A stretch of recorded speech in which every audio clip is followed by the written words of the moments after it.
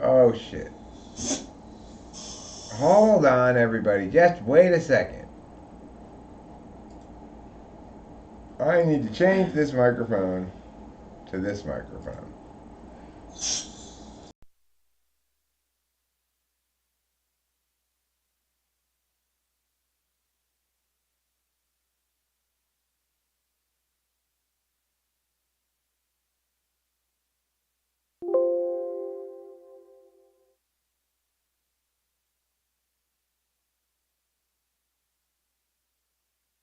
So. Well, last time was because it's the same thing as before. I didn't push the fucking fan power button again. God. What's going on?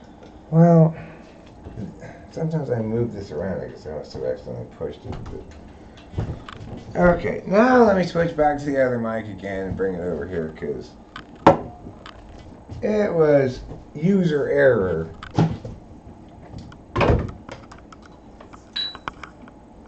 It turned out to be user error that was the problem.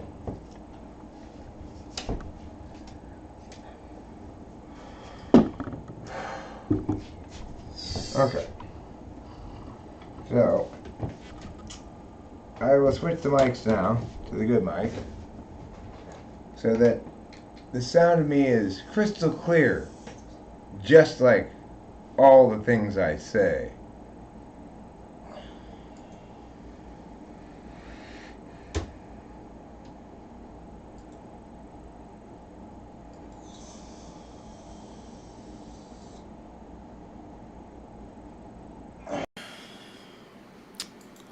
Okay, mic check, mic check. Okay, there we go.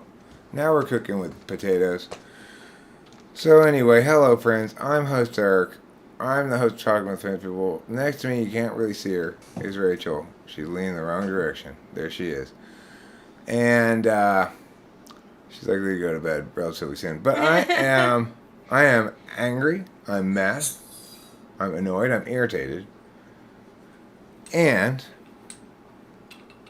frustrated at Dr. Myah. I do not remember Dr. Myah's name. I don't even remember asking for it or anything like that. She may have said it at some point. I don't know. But my dad went to the urgent care today and waited for a long ass time in their waiting room. Finally, they take him inside there. Meanwhile, so I'm supposed to go home, wait for him to call me to come pick him up. After a couple of hours, I make the mistake of calling him. Of course, you might think, that's not a mistake. Calling your elderly dad to find out what's taking so long at the doctor and if everything's okay. Your boy, it sure is. But it was a mistake. I need to remember, just obey Dad. Don't put your own meanings into things. Because of course, the moment I call him, they make some announcement, and he's mad at me because he can't hear the announcement because I called him, even though he'd already told me, like he'll call me, right? Well, so I waited another couple hours, and then at that point it's around dinner time. And Rachel and I are like, okay, well, let's go to McDonald's, bring some food or something. I don't want to call him again because I'm going to get in trouble again, I'll just show up with some food. When I show up, I happen to show up at the time when he's finally meeting with his doctor, and they're trying to call me at that moment because this doctor says it's critical that we take Dad to the emergency room tonight, the hospital. My dad makes it very clear in the room. He is not going to the hospital tonight. He'll go in the morning. He just wants a quiet evening. He's not going to the hospital tonight. And the doctor tried to push on him. And he was very clear, cogent, and had no problem conveying himself to the doctor. No, you are not going to tell me what to do. I'm going home. And she backed right down and started talking to me because it's like, okay, your dad's kind of confused. There's some competency questions up in the air here, which were fair to ask because he is rather confused in like a cloudy kind of state, but it's not a dementia thing. He was perfectly fine a week ago, okay? This is a COVID thing as far as I can tell. So, this doctor's telling me, basically, you need to ignore what your dad's saying and take him to the doctor anyway, take him to the hospital anyway, tonight. It's urgent we go tonight. I said, okay, well, I'm on your side, doctor lady. I want to take him to the hospital tonight as well. Although I shouldn't have, but I was at the time on her side. And so what I need from you then is a good justification as to why I should push hard on in making this happen. Although I don't think I would have been able to anyway. My dad had no wiggle room on the matter whatsoever. Was very clear about what he wanted to do. And so she's like, well, I mean, so why is it that we need to go right now instead of in the morning? Well, look at these EKGs. Okay, well, what does it say? Well, it shows that he has an irregular heartbeat that's different than his normal irregular heartbeat that's on his charts already. So I say, okay, well, what exactly is the distinction here? So then she says some science words, and I say, okay, those science words, are they indicative of, say, the beginning of a cardiac arrest event? Or are they indicative of something that's persistent over time that gets treated with medication? She said, it's hard to say. It's hard to say what it means. So, okay.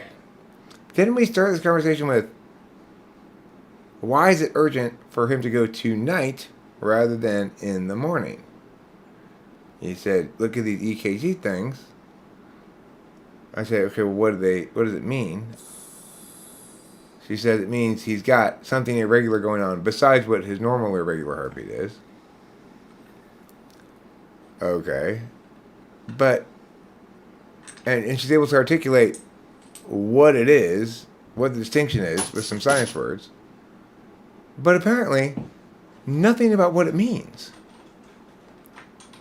It's not a reason to override my dad's express wishes and push it to tonight instead of tomorrow morning. Is there a compelling reason to think that there's an emerging and actually urgent thing that makes it such that we have to go tonight and not in the morning? For example, if that EKG had said, she had said, yes, this data here indicates the onset of a cardiac arrest event. You need to get into the emergency room right now, and they're going to perform heart surgery on him. He's in the process of having a heart attack or something. That's a reason to go right now. Or, well, this thing usually progresses over the course of about 12 hours and then becomes a heart attack. Well, that's a reason to go right now. Even though 12 hours technically includes the morning, it's still a reason enough to go right now. If she can't tell me anything about what it means, except that it means more testing is needed to determine what it means, that's not a reason to override my dad's express wishes. Not that I would really be able to, like I said. Well, she really didn't like that. And she says, well, there's lots of reasons for him to go right now. You know, he's very confused and I said, okay, well, let's talk about the confusion. Well, it's a neurological blah, blah, blah. All right, okay. So, are you saying that we have... So, what are you saying, like stroke risk here? Yes. Okay. So, do we have any explicit reason to believe that a stroke is imminent? Well, he's not on anticoagulants, so he's always getting blood clots. He's constantly getting blood clots. Well, he's not been on anticoagulants forever. What's the change that makes us concerned now that this lack of anticoagulants? I didn't get to ask this question because she started surrounding her. She said, "You're being really aggressive." Of course, I wasn't being aggressive. I was getting frustrated. She wasn't answering my question, right? And when she said, "You're really being aggressive," she went outside the room and told somebody else, "He's really being aggressive." And I said, after her out the door, I said, "My use of language, there's nothing aggressive about my use of language." She came in, but again, it's a whole team of people like, "Oh, this guy's a problem. We need security or something." I said, "Listen, you didn't answer my question." She said, "I did answer your question." I said, "Okay, you gave me an answer, but if I ask you what time is it, and you say brown, you've given me an answer, but it's not to the question I asked."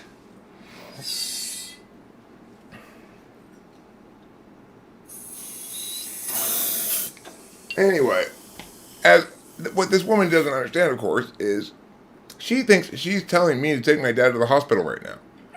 What she's actually telling me to do is to override my dad's express wishes and betray him in a fundamental way. They could only possibly be justified if he were genuinely incapable of making any kind of decision for himself, and that his express wish put him at immediate risk of harm that would be prevented successfully by taking over his autonomy. Even if that were to be the case, it would be at a huge cost. It's like, he's not going to trust me anymore if I don't prioritize his express wishes over what I think or what somebody else thinks. As he made very clear to the doctor, he didn't give a fuck what she thought. And he was very clear to her. She stopped talking to him. He's very TE about the thing. He doesn't care about proving himself right. Whereas me, it's like, you fucking cunt. Go ahead, Rachel. Sorry. That's the thing. I feel like if he wasn't interested in hearing her conclusion and felt that it was like, if the situation was like, "I've heard what you said, I'm going home tonight and I will deal with this in the morning," then they should respect that. Well, I'm glad you mentioned this, Rachel, because it reminds me of this thing. This exchange happened where she said, "Well, I want to make sure you understand the risks." And he didn't really hear her at that point because he is hard of hearing. And he didn't, in other words, he didn't want to have his decision contingent on anything, obviously. But I said, but the fact that he couldn't articulate the risks back to her, he didn't articulate the risks back to her, but it's like, wait, I don't understand the risks either. You've not explained them adequately. And when I got her to start explaining the science stuff that she was saying about the EKG, in the middle of the explanation, because she didn't like the fact that I was making her justify herself, she had to leave the room all of a sudden. And, like, you're leaving in the only important part. She wants to just tell me what her conclusion is, and me to accept it based on the fact that she has superior medical authority or knowledge or something. Except the fact is, she's an ENTJ and I'm an ENTP. So she is not qualified to be correct nearly as well as I am. I certainly can't trust her intuition to be correct when what she's telling me to do is betray my father's trust and force him against his will to do shit he doesn't want on the grounds that he's not competent to make decisions for himself. When she's failed to establish that utterly and doesn't want to answer my questions, She had no way to justify what her intuition told her, that he needs to go to the doctor right now. Her intuition may be right, but what really got her going as well is when I said, no, the justifications matter a lot, actually, something like that. She didn't like that. She was very, and what I didn't realize until after, because she's an interfacer, so she controlled the interface scheme successfully, right? It's like everybody there except for that doctor and me thought I was the problem, but she and I both knew that I had exposed her fucking ass, and she was spouting bullshit she couldn't back up. I get along great with people who respect correctness at all. Yeah, look, the thing is, if you are a doctor, you need to have some manner of responsibility. Like, you're issuing your professional medical advice to take him to the hospital right now, as opposed to in the morning. And she explicitly told me that I should trust her, the fact that she's the doctor, instead of, even though she couldn't provide any articulate reason as to why. That's why I don't get along with doctors, because they seem to think they know best, but what I've learned is they're a bunch of fucking retards.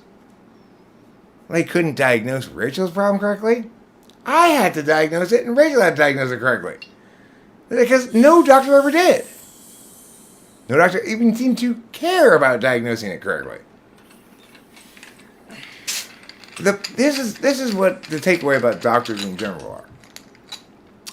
Is don't go to the doctor unless you know why you're going there and what you want to get as an outcome. It's a good idea to go to the doctor if you want to get prescribed a certain drug. It's a good idea to go to the doctor if you want to get a splint on a broken bone or something. If you say, I mean, I don't trust my experience over the experts. I trust my ability to ferret out whether they're talking out of their ass. And what's shocking to me, what's been shocking, is that it turns out they all are talking out of their ass. They don't know what the fuck they're doing, why they're doing it at all. Doctors think their job is to gather fluids, put them in machines, and look at some numbers and tell people, well, it could mean a lot of things.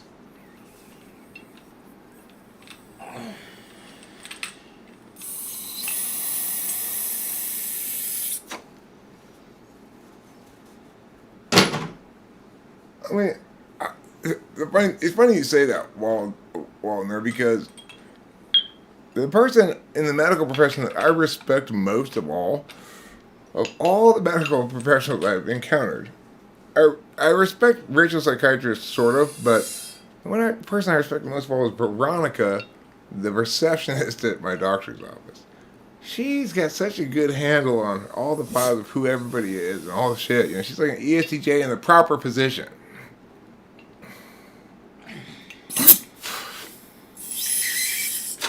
Yeah, we until I went to my psychiatrist with a question about my neuropathy being because he said, I don't know, whatever. I can't even. Jeff Shaw, let me address what you're saying here. The thing is, I accept that the doctor knows more about the subject than I do, which is why I was asking her questions about it, right? I was genuinely surprised when I discovered that even though she understands the EKG machine a lot, and what the data means in science words more than me, her conclusions were not actually justified by the data that she was presenting to me. In other words, when you actually ask them, okay, so with your superior knowledge of this thing, does it mean this or that? And they go, well, it could mean a lot of things. Then that doesn't support their conclusion that you should Myah here, right?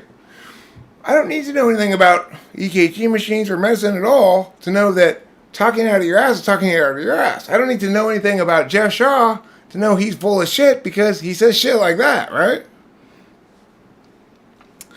You got to remember that this doctor was advocating specifically that I override my father's express wishes and clear indication that he was not going to the hospital tonight and that he would go in the morning instead, that I force him to go tonight on the grounds of some urgency that she couldn't establish to my satisfaction. Remember, she's advocating that I make a decision. So if she wants me to make a decision, she's going to need to justify it according to my decision-making metric, not her own. Right? That's only fair.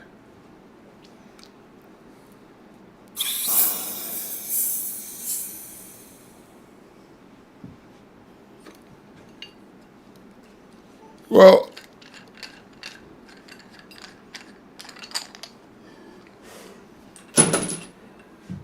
between you do make me increasingly think Jeff Shaw is an ENFJ, because an INFJ would not be so ham-fisted about this whole thing that you're doing.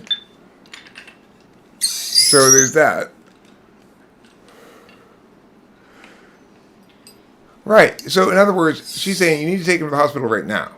And he was saying, I'm not going to the hospital tonight. I'll go in the morning. And so I said, okay, so you need to explain to me what is the warrant that justifies me overriding his express wishes and pushing that we need to go right now instead of in the morning. I'm on your side. Let's go right now. Give me a justification that I can tell him after the fact. They'll go, okay, I see why you had to do that.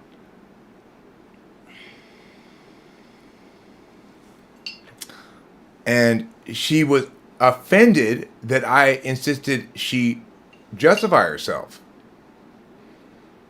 That's what it was, you know? I mean, the thing is, Jeff Shaw, I don't need agreement. She didn't agree with me. And I instead am compelled to agree with respect my dad's wishes because she didn't make her case. When somebody affirms that Eric should Myah, they need to meet the burden of affirmation. If they fail to do so, then we default to the negation. That's a universal law for any sane person.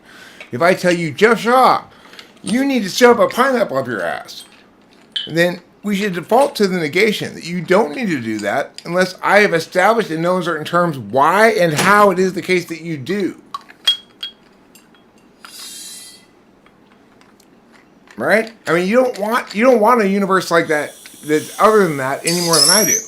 Just because I say, Jeff Shaw, you should shove a pineapple up your ass, we all should default towards no, he shouldn't, until and unless I have upheld my affirmation's burden. I have met the burden to affirm, and I have made very convincing arguments as to why it's the case that you should, in fact, shove a pineapple up your ass. After all, I'm telling you what you should do. I should meet a very high burden of proof before everybody should agree that you should do that. I mean, Jeff Shaw's touched me in beautiful, sensitive, intimate places that just between us, you know, it's like Jeff Shaw and I have our special intimate secrets. They're not for you, space between. You'll just debase them with your shittiness. The tender love. I mean, look, sure, Jeff Shaw's given me a lot of rim jobs. But I can assure you, he only got a little bit of poop on his tongue.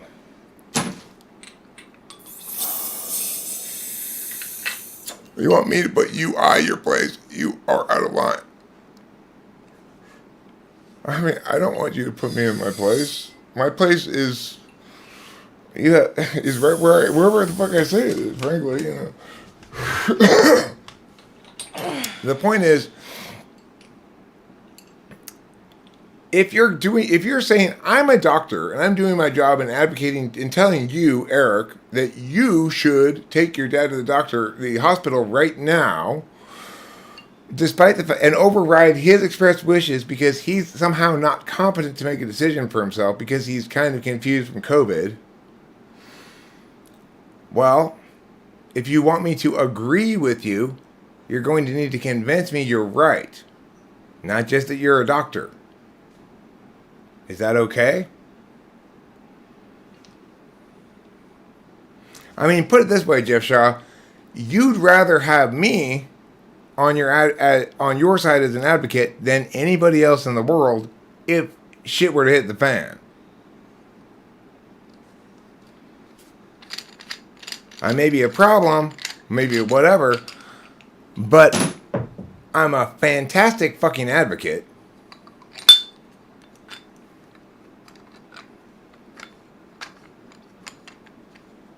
I'm not perfect.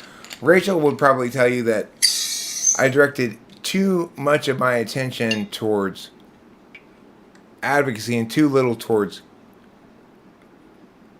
asking her questions, consulting her. You know, I can intuit everything. I don't need to actually talk to listen to you. You know, that's one of my problems when I'm advocating on someone's behalf. That wasn't the problem at all today with my dad. He made it abundantly clear. I was saying to the doctor specifically, look, I want to do what you're telling me to do. But you've got to afford me sufficient ammunition to justify why I did it after the fact. She was unable to do so. And when I pressed, she got very, very defensive because I was exposing her the fact that she didn't have a good reason. I cower? Nope, you reel, you cower? Who am I reeling and cowering from? You? Or the doctor? I reeled and cowered from nobody. I mean, I think the doctor probably won the perceptual exchange with the people in the office, her employees and shit. But, my point isn't about that I won that thing. It's that how fucking awful is that woman for not considering the actual thing that she was suggesting. Coercing somebody against their will into medical treatment they don't want without good justifications. That's pretty awful.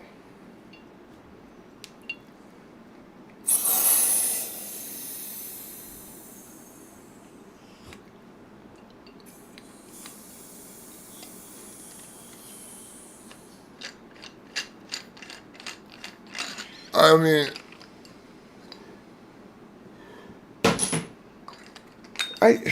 you know,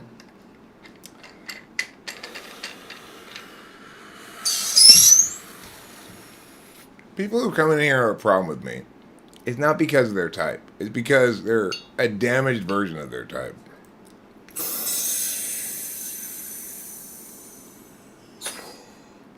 After all,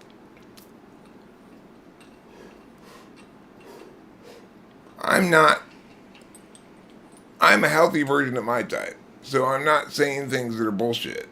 I'm not advocating wrong or immoral things. Occasionally there might be a framed disagreement like between Self-Help Lounge and me. But it's one that I can resolve eventually. Yeah, Self-Help Lounge was right that I shouldn't be shitting on ESFPs and ENFPs because this behavior that I'm attributing to that is actually indicative of people who are divergent from the norm of those types. In other words, people who are ESFPs and ENFPs are directing their attention mostly to places in which their attentional styles can be successful, in ways that can be successful, and not in foolhardy attempts to shit on me. If Jeff Shaw is an INFJ, he's a damaged version of it because he's not effing in a way that's beneficial or successful at anything except making him look like an idiot. He's not successfully convincing anybody that I'm wrong. He has basically one trick in his rhetorical arsenal, and he just executes it over and over and over again, mostly, I suspect, when he's very drunk.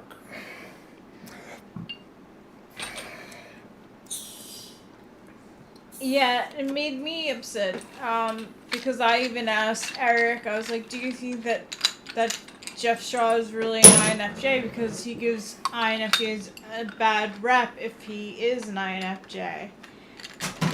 I mean, I think he's a damaged one who's doing this stuff when he's drunk. Right. But that's just a guess. Space between you maybe you're not Jeff Shaw, maybe you are Jeff Shaw. Who knows? You might even be Dan Quayle. Could be anything. Could be anybody, right?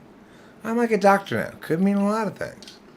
Well, space between your test results came back. And you score abnormally high in trollish provocation and abnormally low in actual engagement. Well, what does it mean, Eric? Yeah, it could mean a lot of things. Yeah, it's like really not we need to take more fluids happy from you. to like think about Jeff Shaw as being an INFJ, but an INFJ who's damaged can definitely say and do things that like would sound to them intellectual, but sound like poppycock to other people. Well,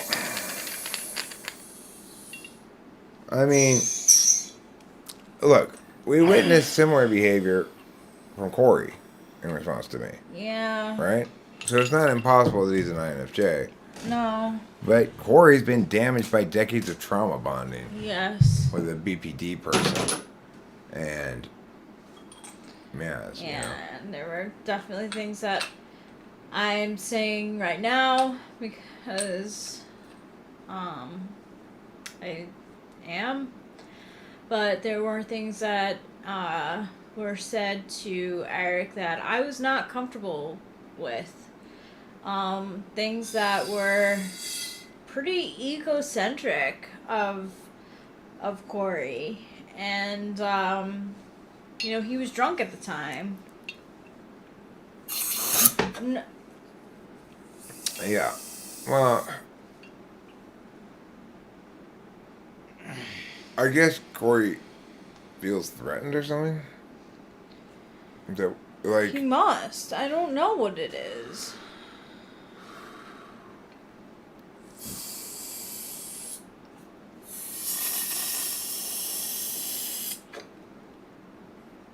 what's about that INTJ question about a supermarket about the saddest dairy item you had to answer to? I have no idea what the fuck you're talking about. I don't have any idea what you're talking about. So you may be referencing something that happened in one of my videos, but I do not recall what you're referring to at all.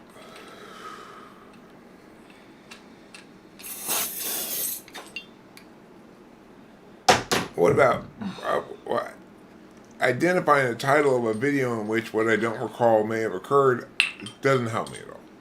I still don't know, have any idea what you're talking about.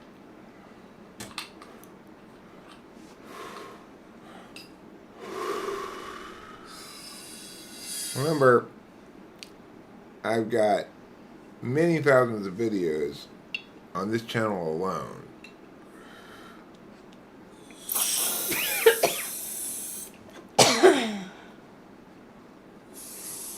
Sure. I mean, the thing is, I would absolutely, if anybody wanted to have a published debate with me, that'd be fine. The problem is, people who think they want to have a published debate with me don't.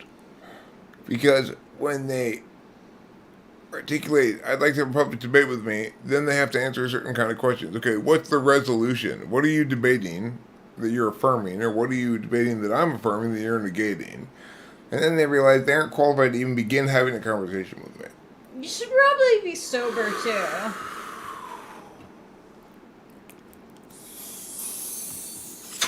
That's the thing, space between. You don't get to debate me.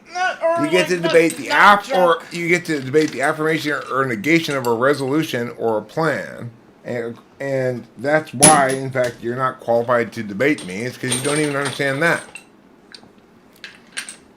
Now, if I were to debate you, and we weren't to debate about anything, it would just be a bunch of back and forth signifying nothing.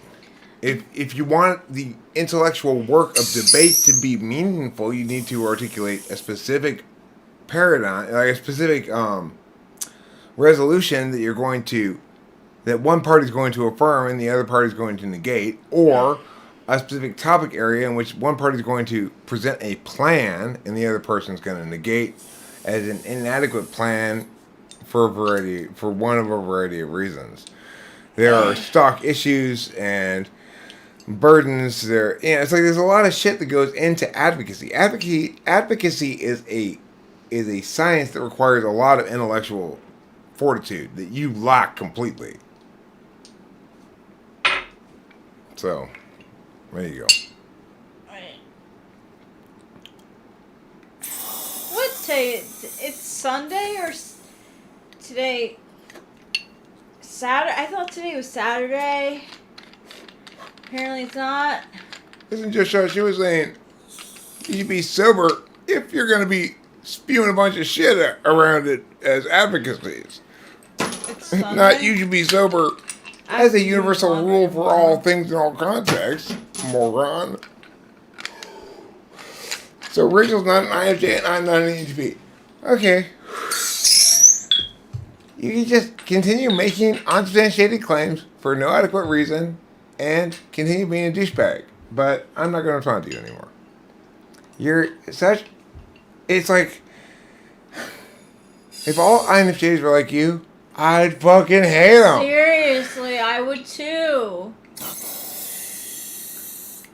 I don't think that, I mean, not so, Jeff Shaw, I actually corrected myself and I said not sober because I do take palm ribs. And I do believe that if there is some sort of debate that happens or discussion just in general, that it should be without alcohol. Because you make...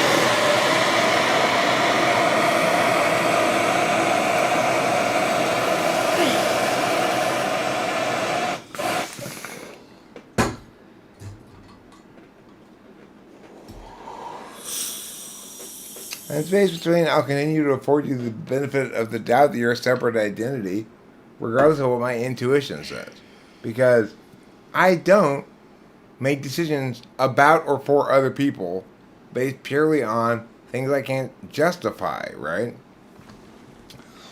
So, you will be afforded more rope than you ought to be afforded. But, ultimately, that ought is more rope than you ought to be afforded from a prescriptive perspective, but not more rope than you ought to be afforded from a normative perspective. I'm prioritizing the integrity of the process over the practical implications therefrom. On a practical level, everyone would benefit if I were to simply hide you from the channel. Because the only good work you do is by being provocatively wrong in ways that elicit that I do good work off of. So in other words, you don't do any good work. I have to do all the good work.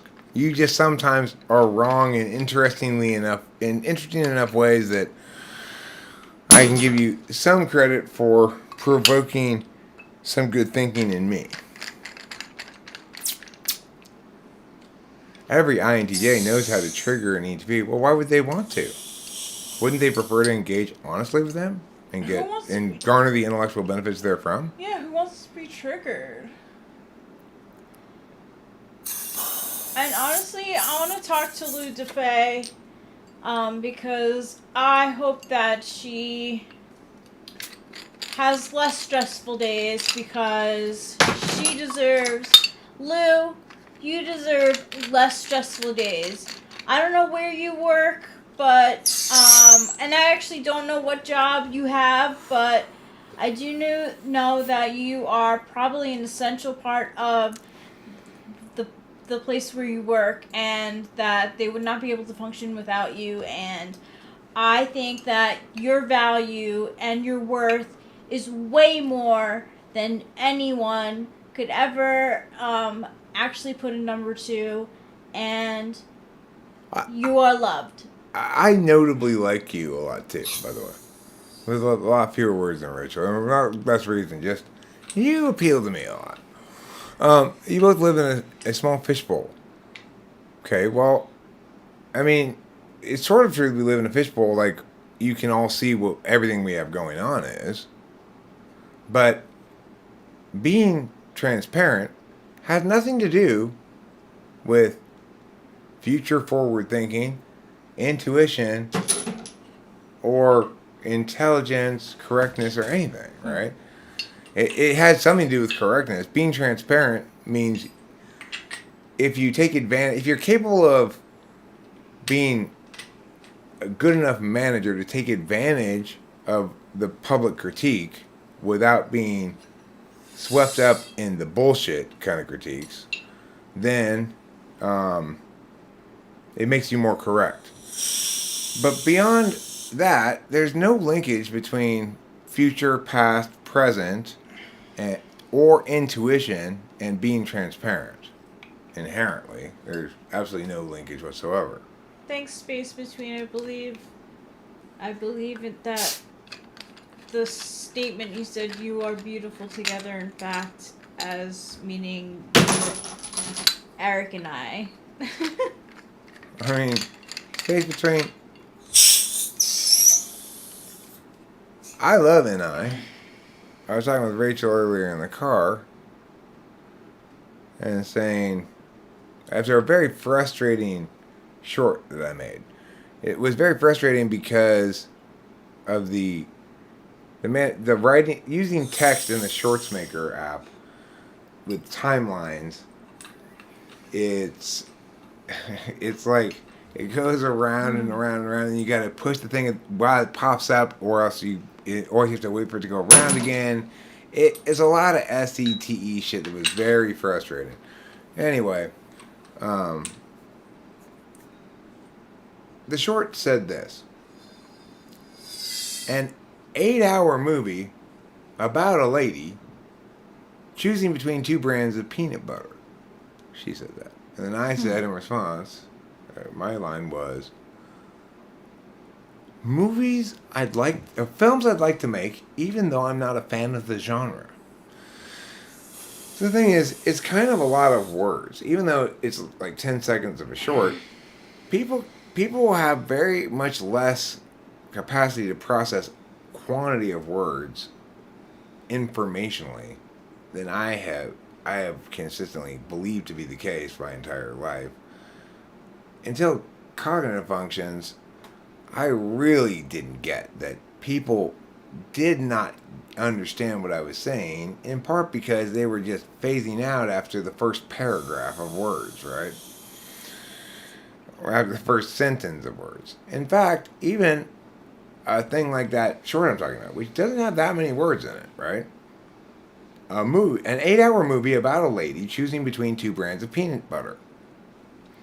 Films I'd like to make, even though I'm not a fan of the genre. But it's a lot of information, and so in order to help people process it, I put a bunch of... I use the text thing to chunk it better for people's information processing. That was very, very frustrating. But after that experience, we were talking in the car, and I was like,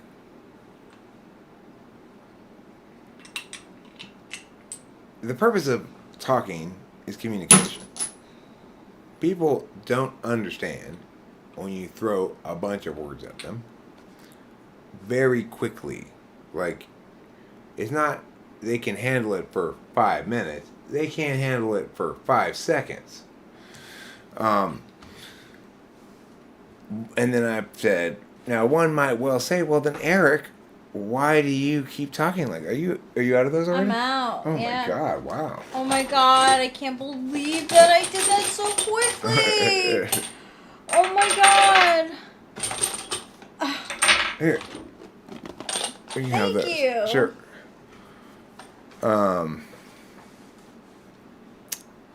So the thing is, you might well say, well, Eric, why do you say so many words if you're aware of how important it is to be concise?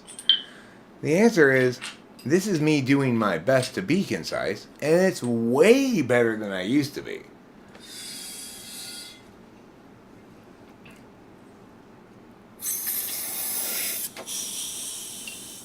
Alright, so Jeff Shaw, if I were an ESTJ, that wouldn't be a problem, wouldn't it? Would it? You say the problem is you believe yourself as an intuitive. Whatever it is I'm saying, I'm not justifying it by saying it's true because I'm an intuitive. So even if you're correct, it doesn't matter. It doesn't mean anything. I'm not explaining to anybody you should believe what I'm saying because I'm an intuitive or because I'm an ENTP or because I'm not an ESTJ. I'm not using that to warrant anything. Ladies who shop at Sephora, trust your Sephora ladies who work there. They know their stuff. I had a very distressing question about lipstick today. Whether I should get matte or satin finish. Because I was like, satin finish, like, how long does that last for? Like, I don't want to be, like, spending money and then have my lipstick last only for, like, a couple of an hour, even, or less. And two ladies told me, no, go with the satin finish because the matte finish will go into your lip lines and it dries out your lips very, like, a lot. Very a lot. Alright, so look here. I want to explain this. If people ask me, Eric, why should we trust you? Then I will tell you a variety of reasons why I am particularly well adapted to being correct. If you ask me, why should we affirm what you're affirming, then I'll give you the reasons why that affirmation is correct, which have nothing to do with me. If you ask me, why should we negate what you're negating, I'll give you the reasons why those negations are correct, which have nothing to do with me. So, the only circumstance under which I'll give you questions regarding answers as to why you should trust me is on questions about why you should specifically trust me, which are naturally going to be specific to me, but I'm still going to give you answers that are somewhat universalizable. Like, well, I have a cognitive function stack that's consistent with being correct well, that upholds, that helps me to at least unlock being correct. An ENTP, or I'm using a disinterested calculus as an operational value, which is appropriate for public matters, which need to validate on on a kind of metric that everybody can do equally externally, not requiring any subjective data, etc. I'll give you answers like that in that context. But if you ask me why something I'm affirming is correct, I will never tell you it's because I'm an ENTP and super intuitive. That's not a reason for you to believe anything's correct. Show media, I'll tell you that I'm the queen of the world because I'm a mouse just like that emoji you just put up on there. That screen right there. Also, the answer the Sephora ladies both gave me, because I asked two, because I didn't believe the first one. Matte lipstick dries out your lips and will show lines. Satin finish will moisturize your lips. And I am wearing right now satin lipstick, and it has lasted 4 hours. And it is a beautiful shade of red orange, and I am a very happy lady. So, think about satin when you're buying lipstick, ladies. Alright, Jeff Shaw, you say, I have been presented with people that want to understand. I mean, I'm engaging with other people right now, right? I'm saying things, and I'm talking to people. That's true. I'm saying things and talking to people is true. Some of these people want to understand, maybe, or not. I don't presume to know what they want exactly, but they may or may not want to understand. Then you say this. that you say you steer only in warped dialect that suffices your own conclusion. I mean, today, what I'm doing is live streaming about how mad I am about this doctor who told me to force my dad to go to the emergency room tonight rather than respecting his wishes and wait until the morning, but refused to give me a reason that I could not shamefacedly present to him later down the road when this purported lack of competency on his part hypothetically could have passed, right? So I'm live streaming about real shit here and why I'm genuinely mad at this doctor about an important thing. I mean, my dad could actually die during the night tonight from a stroke, as she intimated. And I could tomorrow think, God, I should have, I guess, listened to her. Except I still won't think that. In fact, Rachel and I have already discussed this. That just hit me fucking hard. It's like, before, as I'm going into making this critical decision about what to do, I need to be sure that I know I've made the right decision no matter what happens. And you're still here trying to fucking fling monkey shit like a fucking drunken retard. Because you're a scumbag. So, Media, I like that you call me Rach. I like that too. Yeah. Good job, Show Media. Nicknames are a form of friendship. If they're not, unless they're shitty nicknames, like, you know, like, Four Eyes. It's a shitty nickname. Four Eyes, no. It would really be inappropriate for Rachel since she doesn't even have glasses. I used to want to have glasses. That's just because I like accessories.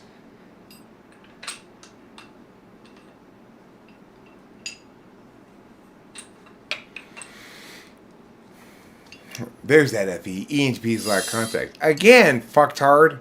The context is my dad might die tonight.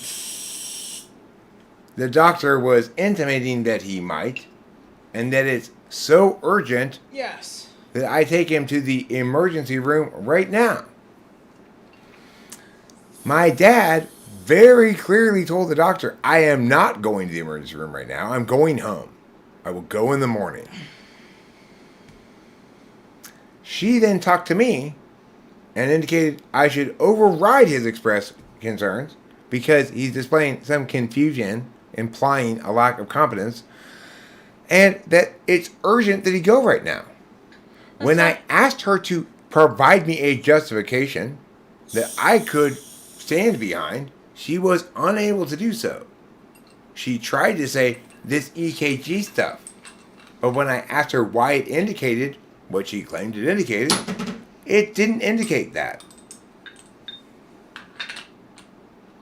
They tried to get me to convince him to, actually.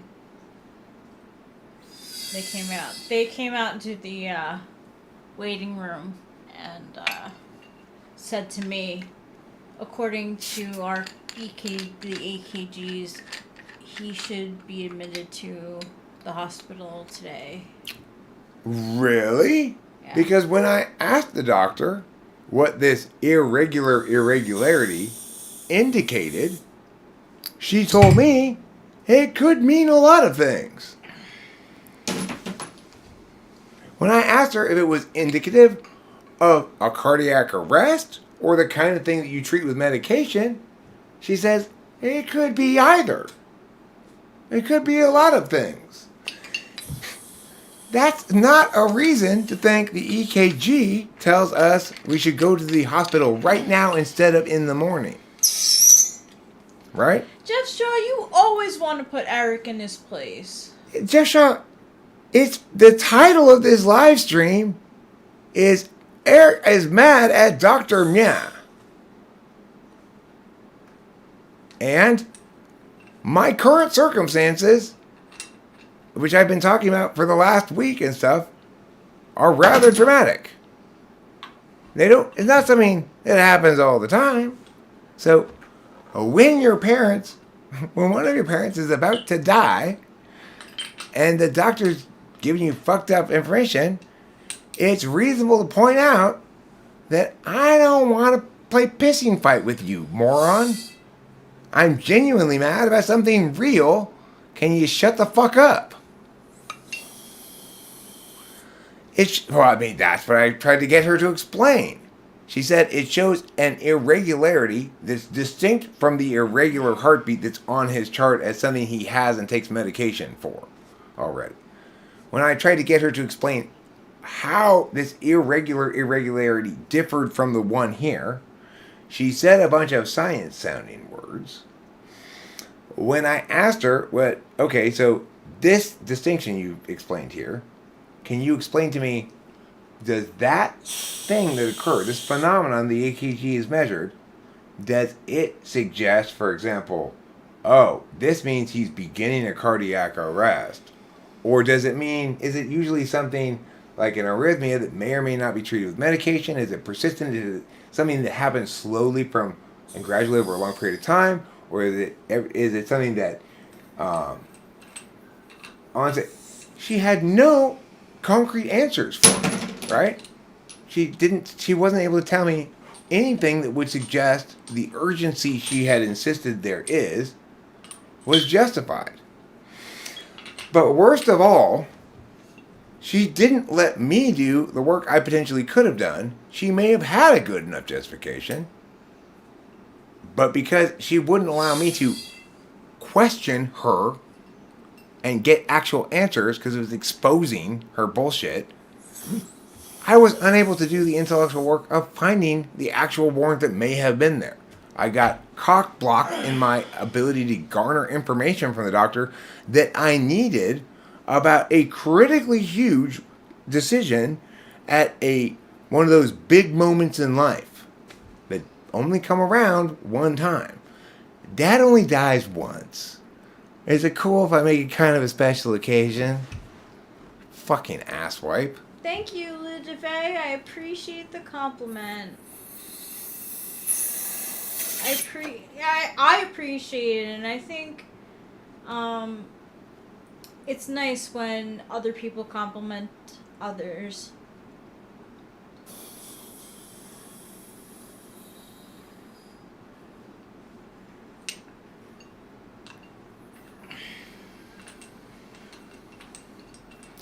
I think you're here to provoke, Space Between.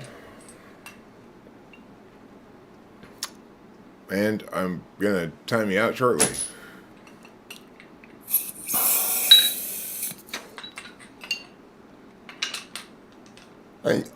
Yet when an INTJ sees you, you get uncomfortable.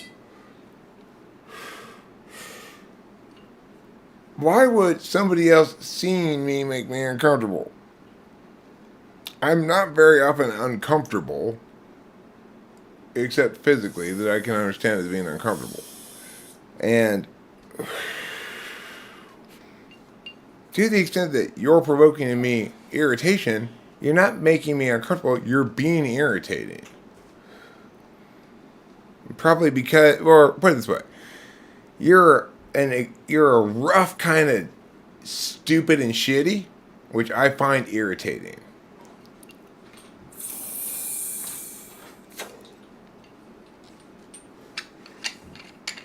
Yeah, we're going to the emergency room tomorrow. Well, actually, I just went inside and talked to him, and we both realized there's no reason to go to the emergency room at all. They'll just go to the regular Kaiser urgent care, which, unlike this urgent care, has x-rays and blood tests. And going to urgent care, the only possible reason it can be a good idea to go to urgent care is because you specifically want to get prescribed some specific drug you know you want to have. Then fine, because they can do that, okay? Other than that, they're just going to drain your pocketbook and do absolutely fucking nothing. Except say, well, if you want to get anything real done, like tests or something, you're going to have to go someplace other than here. Because we're urgent care. We're retards in medical costumes. You know, you got your nurse's scrubs. You got your doctor's coat. There's absolutely no reason for anybody to be wearing any of those things, right? It's like, oh, are you worried about getting blood on you, nurse and nurse's scrubs here at urgent care? Have you forgotten how little you retards do? Scary because, like, in my mind, ENTJs do really well on standardized tests, and they do not do well in real life situations. Like, they have no right. In the end, though, you will get bored. You know what? You're right. I'm bored of you, Space Between. So, goodbye forever. Nikki's going goodbye. You asked for it. Constantly, you're saying it like it is. If I were a doctor, I'd wear nothing. Fucking nothing. That's a real doctor right there.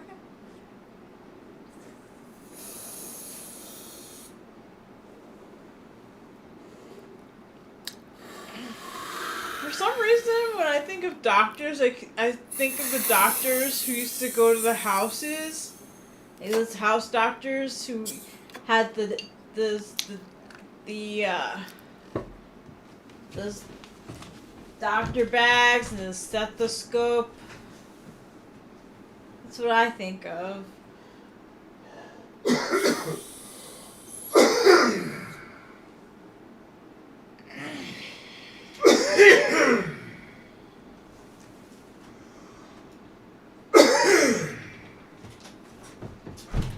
Okay, I'm gonna go get a soda. You want soda? Sure. Thank you. Wait, where are all those drinks together? Remember we had like more fucking drinks than we knew what to do with? Oh, they're all over here. Ay. I'm sitting here dying of thirst. We've got 4 fucking drinks neither of us are drinking.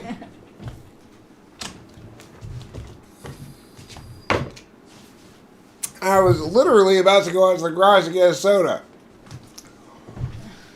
That's called intuitardation. Yeah.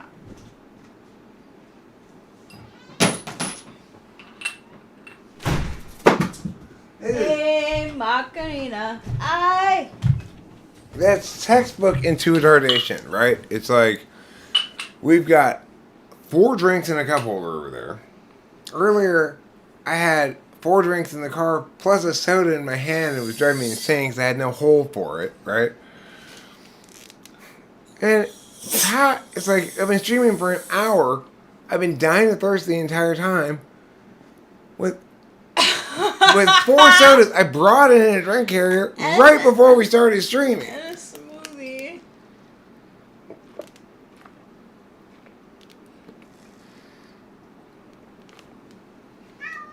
No. Right, not 4 sodas. I don't want to hear your 3 sodas meows. and a smoothie. I'm sorry. I don't mean to be mean to you. Well, you're mad at him for good reasons. Yeah, I am mad at him for certain reasons. For good reasons. Like, his bullying of PP is not okay. I talked to him about it, too. And, I had to fucking smack him on the ass with the back scratcher the other night. Did you? Good for you. Yeah. Because he wouldn't get out. He was being a dick. You know, he was like, I'm not going to go out or in. He was just hanging out. I'm going to explicitly stand right here where you cannot close the door. So annoying. Okay, so what did you do from there? I took the back scratcher and I gave him a little spank on the bottom to make him go outside. Good. You want to go out? Or do you want food? Want out? It is a blessing to hear meow from a cat. They say it's good luck to hear meow from a cat, but it's not good luck when the cat that's saying meow is making your other cat, like, just run away in fear. But then, you know, it's weird. Well, because then this evening, they're both right here. Yeah. And I just carry her inside, no problem. So I have to remember that she's inside. And also, she's probably more skittish than she needs to be, right? Like she's always been rather skittish. So Yeah, and I'm he's more- hyper aggressive. I'm more mad at him about Peter, even though I'm not. I don't have proof that he did it. Oh, Because he actually hurt Peter. he did? I mean, you see, he's limping around and shit, right? I didn't know that it was. I don't know if it was him either, but I mean, I was sure I was tripping balls, but I feel pretty convinced that he confessed to me when Peter came here that day, right? He was doing all this weird shit, and I thought, oh my god, are you hurt? And then I realized, no, he was like kowtowing some sort of apology thing and confessing to me that he had hurt Peter. Oh my gosh, maybe. I believe it to be the case. I believe it too. I don't have a case to get him convicted by a jury. I can't get him convicted by a jury of this crime, but Okay. I believe him to be guilty of it. I believe him too. And apologetic. I believe him to be regretful. He gets that he shouldn't have fucked with Peter. Like, okay, he's not a male cat. He's a peacock, and he was apologizing to me. He wasn't apologizing to Peter. He was half apologizing to me and half being like, but I did kick his ass, so why are you still coming back here? Right?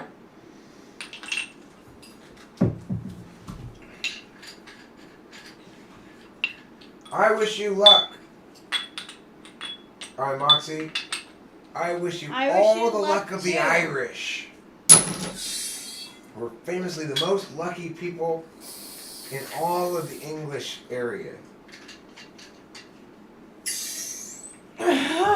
Jonathan Basanti says, hearing a meow from my cat means I have to get my ass out of bed. Bad luck.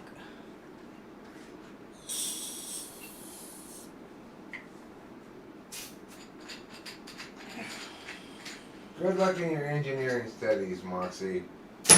I hope you engineer a machine that goes from urgent care to urgent care, telling them to fuck off. So lately I've been sleeping erratically. It hasn't been consistent, but sometimes when I get up, I'll go to the bathroom and I will try on the lipsticks that I've been buying myself. So I noticed that Miss Capillo herself loves to get up and join me in the bathroom while I put my lipstick on and do girly things. You guys with both me. doing girl stuff, cleaning Yeah. yourself, whatever. Shit Yeah, like she that. really does. She likes to hang out by my shoes. Like, she's a very girly girl. Wait, hold on. I think I might have got it wrong. I'm Moxie, are you studying being a train engineer? Because if so, then ignore what I said about engineer me a machine, because that would be the wrong kind of engineer. Just want to confirm that you're not studying to be a train engineer. You see, the reason a train engineer is different, meaning of the term, is because it's the guy who runs the train engine. You know, it's like he's the engineer. I've heard the news. He's the toot guy. You know the he's news whatever. that I'm not happy with you. Yeah. He knows. You also broke the Wi-Fi, I think, too, so there's that. Another reason to be mad at you. You might say, well, if he broke the Wi-Fi, Eric, how are you live streaming? He only broke the Wi-Fi, not the modem, and I've got an Ethernet cable. And he broke just the Wi-Fi part of it. So, we're going to make a short tomorrow. This is how it goes all the time between me and Rachel. Rachel says to me, you hold your phone for a second. And say to me, there's something wrong with the Wi-Fi. There's something wrong with the Wi-Fi. There's nothing wrong with the Wi-Fi. You're just using your phone wrong. Cut to the next scene. We're carrying the broken Wi-Fi thing into the Best Buy to replace it. This shit happens all the time. Rachel tells me some NI thing.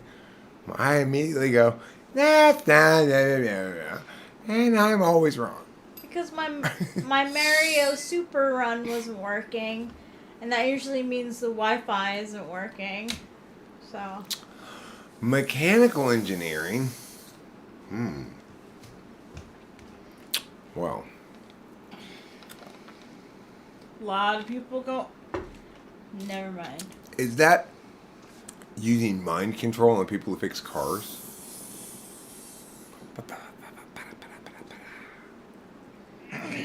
Good luck.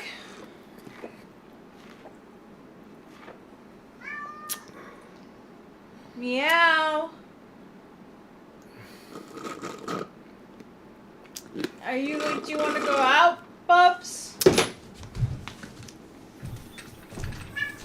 Yeah, you do. Then go this time. We're not playing. No. Out you go. Out. Out.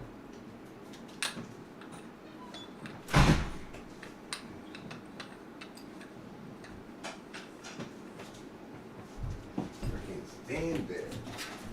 I'm going to. What he wants us to leave the door open. Yeah. I don't want to leave the door open. We did walk that cat the other day. We didn't intend to walk the cat. We intended to just walk around the block, but he walked around the whole block with us.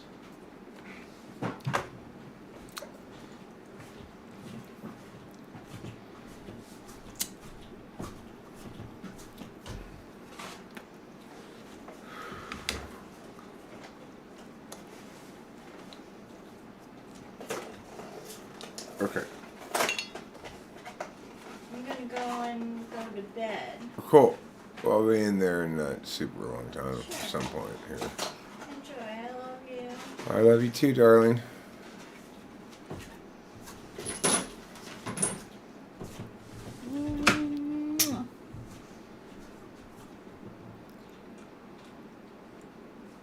Can you just look in the window there as you're walking into the room, yeah, and if you sure. see anything emergency looking, just get Definitely. holler I'll for me. Holler. Thanks.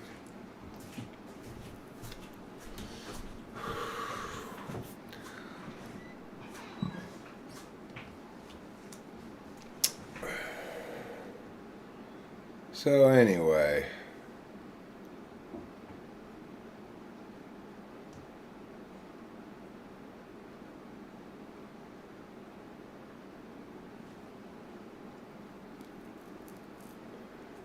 It's like, in situations like this, those douchey people, they really show their true colors.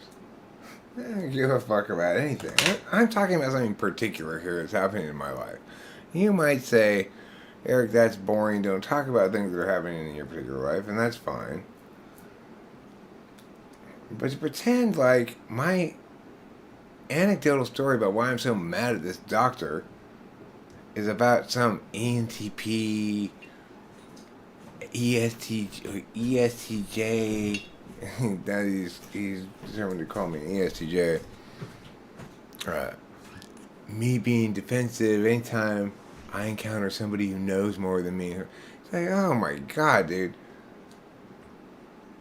Can you stop being douchey for a second so I can explain to you why I'm mad at this doctor for very good reason? Or don't listen to it, fine. But don't make up a bunch of fucking obvious nonsense. I'm not even making any claims about any typology things. I'm just saying this fucking doctor really was irresponsible in her advocacy, you know? And it's so correct that what I'm saying, that to be that douchey about it,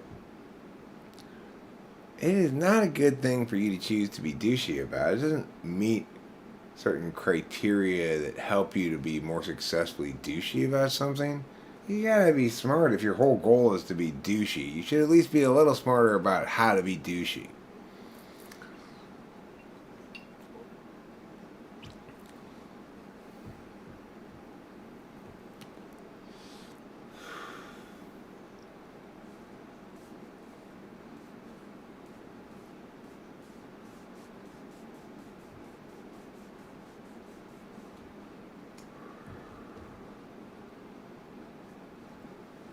Oh my god.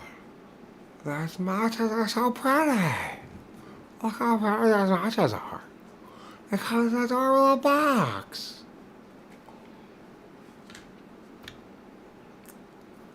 Well, look at this. It's a barrel. A little barrel of matches.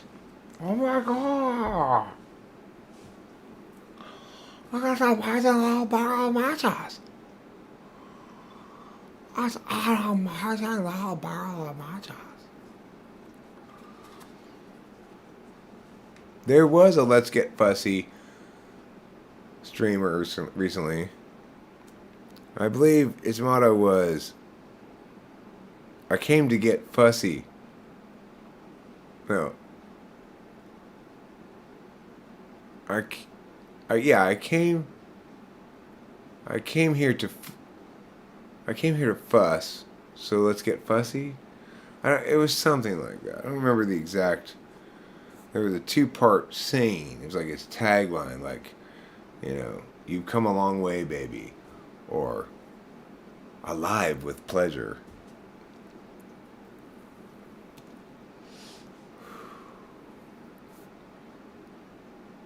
I didn't ban Jeff Shaw. I think I just timed his ass out. That other person, he's not invested enough time to even be afforded that much grace. It's probably a sock puppet account.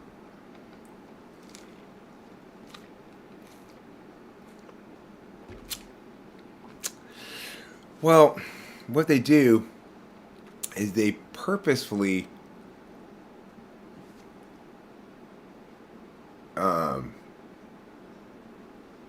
create an artificial balance of fake non-douchey things so that when they're douchey, they can claim, look, I'm usually not douchey, so this must not be douchiness, it must be a genuine deviation from the norm. Jeff Shaw just shits on absolutely anything and everything I say. It doesn't matter, every single time he says it. It's like, you can't be that ham-fistedly obvious about how you're just determined to shit on. I could say, today's Sunday, he'd be like, this is why you're consumed with doubt. It's because you suck so bad. Some sort of enigmatic nonsense. I went to this interesting place behind the urgent care before I ended up having any of these arguments in the place with this lady and her horrible incompetence.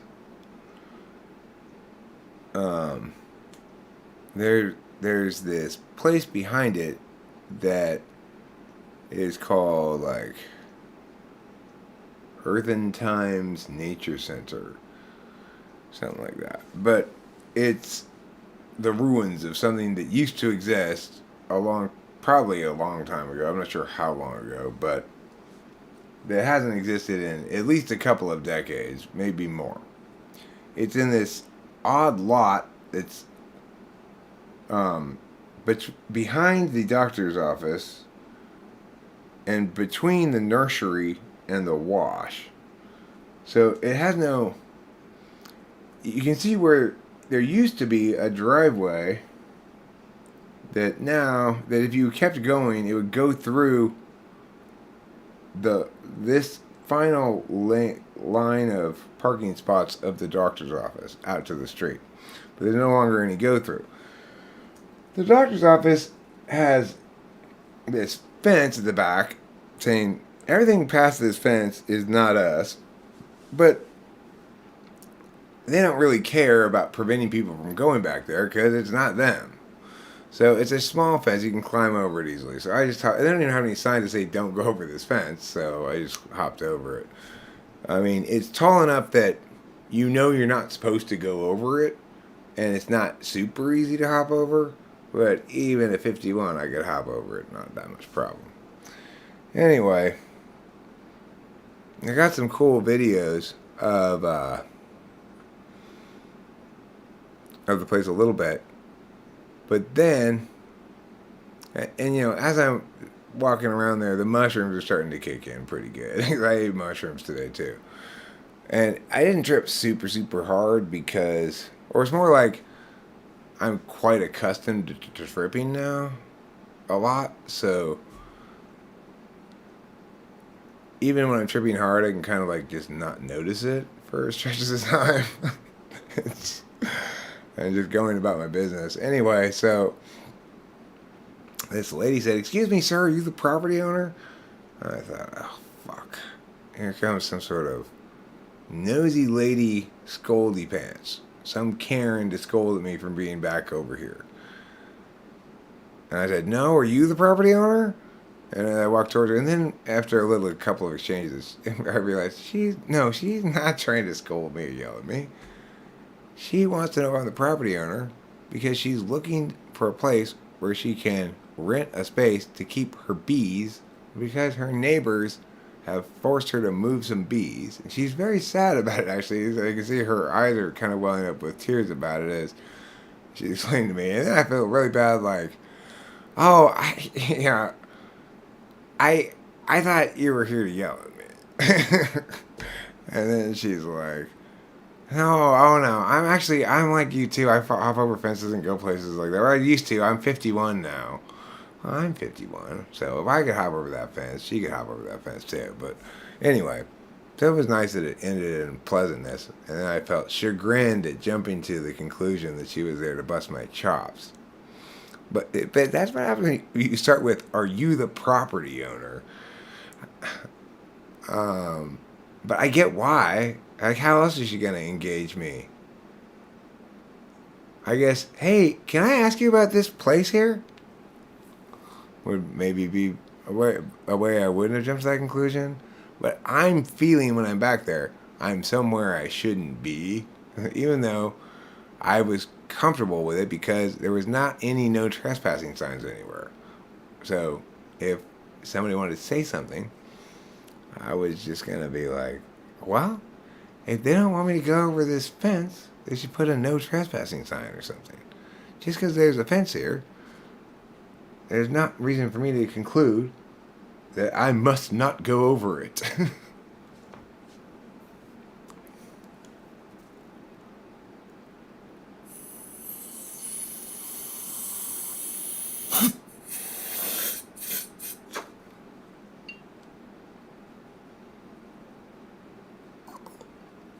Yeah, people should be able to express their ideas and thoughts freely. Absolutely. The thing is,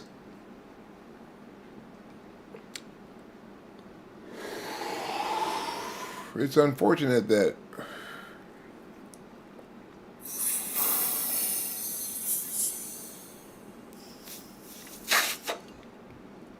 most of the people who choose to express their ideas and thoughts freely about public policy are doing more harm than good in their expression. And that doesn't mean we should suppress them or there's a problem in their ability to express freely. Rather,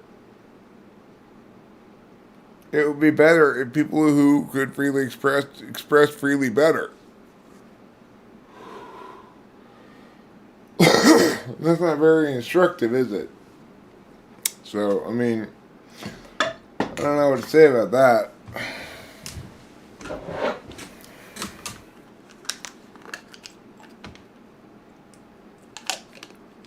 Yeah, I'm not suggesting people be suppressed in their expression at all. Even though a lot of people's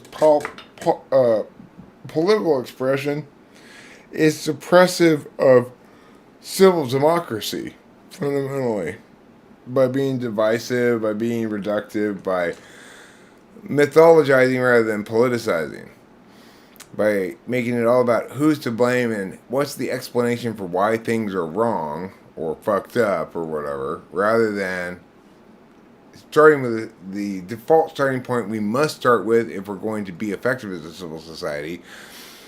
Well, we are, each of us, individual members of this civil society, and we all agree that we want to more or less stay out of each other's business, but we do need to get together and do some commonalities, you know?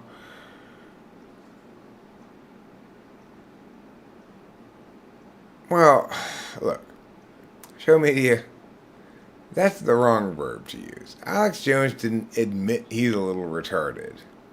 He probably quipped that he's a little retarded, and we shouldn't conclude anything from that except that he's so retarded he thinks he can get away with quipping that he's retarded, and we won't notice how retarded he is.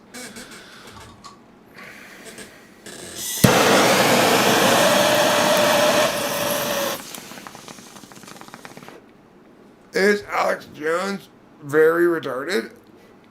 Yes. So retarded, in fact, that whatever he says about it should not be used to warrant our conclusions regarding his retardation. A confession won't do us any good. You can't admit the confession of a retard.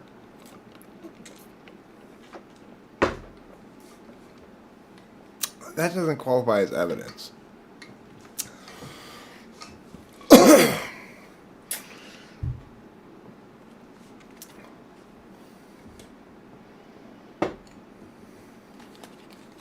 Thanks, Lewis. That's my favorite color of comedy. What did you used to teach? I started off as an English teacher. Well, actually, I started off teaching special ed. And for my 20s, from like 24 through like 31 or something, I worked for LA County Schools. And for the majority of that time, well, for the first few years, I worked different special ed jobs. And then the job I had longest was working with a population of students that was between 18 and 22 years old and were profoundly retarded, which is, a lot of them were non-ambulatory, none of them could talk, really, and a lot of them had to be fed. It was very custodial work. I had to do a lot of lifting kids out of wheelchairs, not kids, they were young adults, out of wheelchairs, putting them on a changing table. The assistants would change them, put them in these big blue chairs that are designed to be very difficult to fall out of. I forget what they're called. They're these big blue foam chairs that that have like sides that come out like in on you like this, so you can't really fall out of it. They're for that population of people, But anyway, after that, I transitioned into teaching English, which is what I got my degree in from college. Not that that was helpful at all. The first job I did in teaching English, I worked for Mr. Samuelson, a mentor teacher who, his business was almost exclusively about teaching grammar and using sentence diagramming. So it was then that I realized I don't know English grammar at all because they do such a shitty job of teaching it. Even though my grammar was impeccable most always, I didn't really understand it at all. Then I had to learn sentence diagram, which I picked up very, very fast. And then finally, I completely understand all of English grammar. Sentence diagramming is by far the best way to teach grammar, because it allows you to define what mastery of grammar is. Mastery of grammar is being able to articulate what each word in a sentence is working as in that sentence.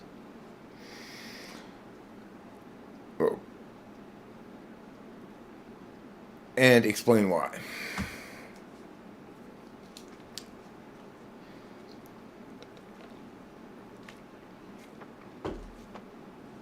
So, if you take a sentence like, to be honest, on the surface, just his numerology and Chinese zodiac and sun sign say a lot.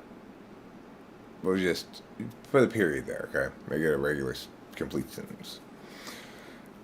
To be honest, on the surface, just his numerology and Chinese zodiac sign say a lot. We'll make it that to make it a little bit leaner. So, complete mastery of grammar is like this. Say is the verb.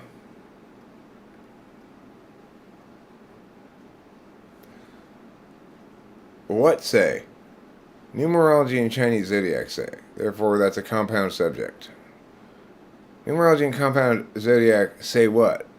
They say a lot. Therefore, lot is the direct object. A is an adjective describing the noun lot. To be honest is an infinitive phrase working as an adverb telling us the conditions under which numerology and Chinese zodiac exist, and under the conditions of your honesty. And on the surface is a prepositional phrase. Let me correct myself about to be honest. To be honest is an infinitive phrase. To be is a linking infinitive. Honest is a predicate adjective following the linking infinitive and describing the implied subject I. On the surface is a prepositional phrase working as an adverb telling us where numerology and Chinese zodiac say. So that's how you demonstrate mastery of grammar, is being able to articulate all that shit, right? Sentence diagramming makes it possible for you to articulate all that shit. It makes it clear that this is a closed definitional circus, which is exactly what you want it to be. Things that modify nouns are always working as adjectives. Things that modify adjectives and adverbs are always working as adverbs. And vice versa. Anything that's working as an adverb is going to be modifying either a verb, an adjective, or an adverb.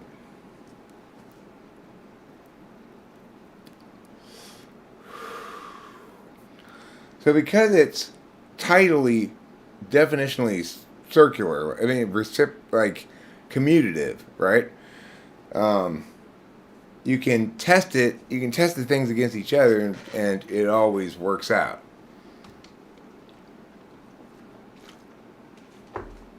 When you're right, and it doesn't work out when you're wrong.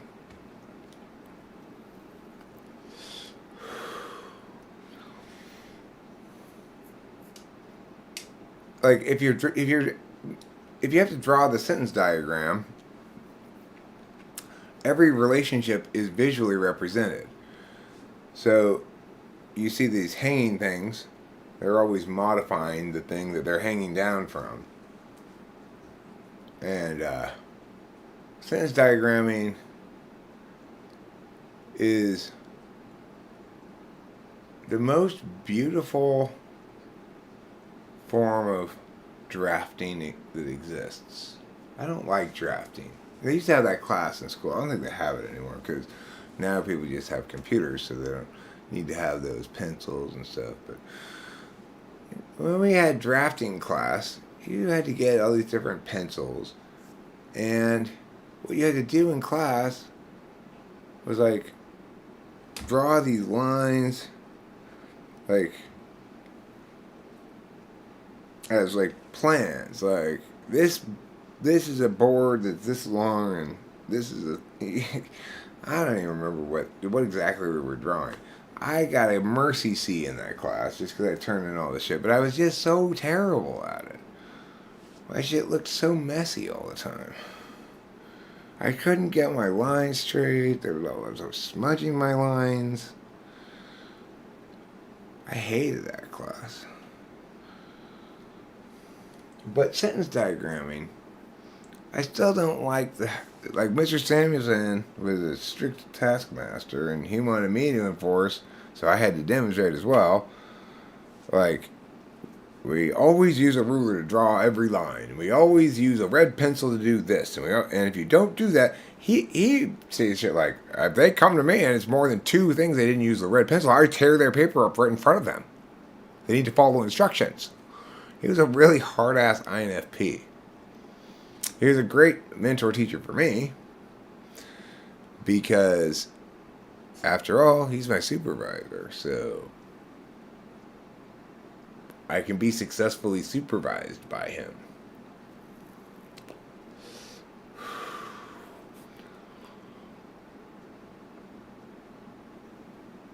You dislike history because it's boring. It's just a story to me. It's a story about the guy, and he was a general, and he had a bunch of other guys, and they all had swords.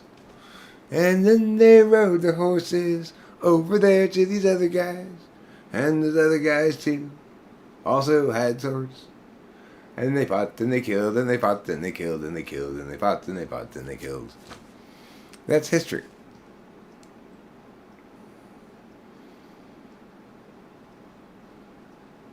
Oh, sure, we tell about other things that happened besides fighting and killing. That's called the boring part of history.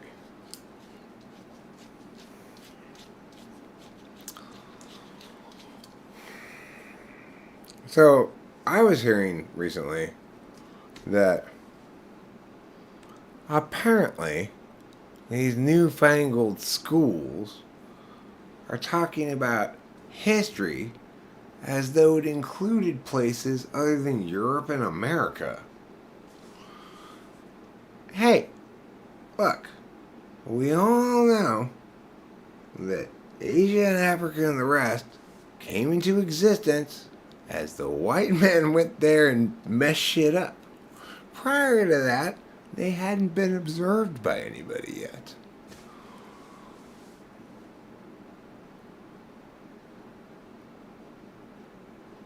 It's a joke, people. It's just a joke. Don't algorithm me, YouTube.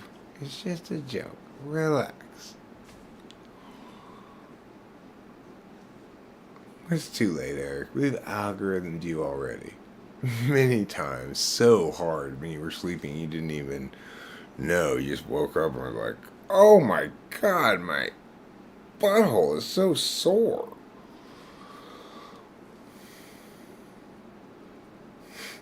My sun contradicts my moon.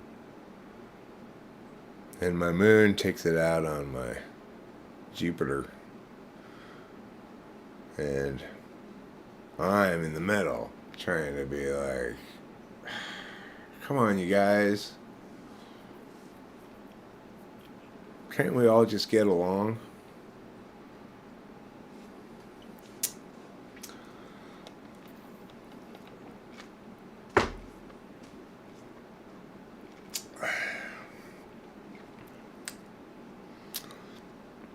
I made such a great joke today.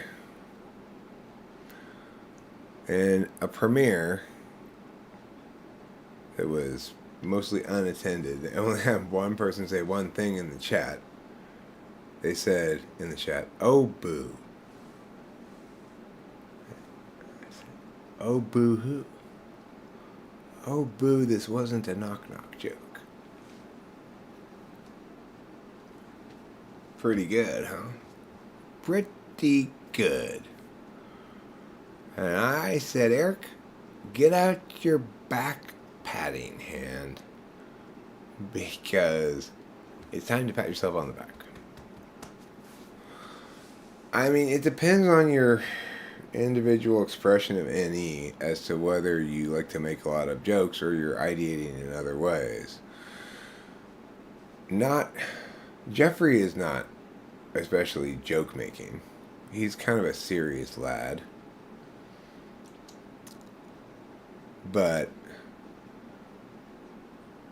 he ideates about a lot of other stuff. He's not really trying to be funny.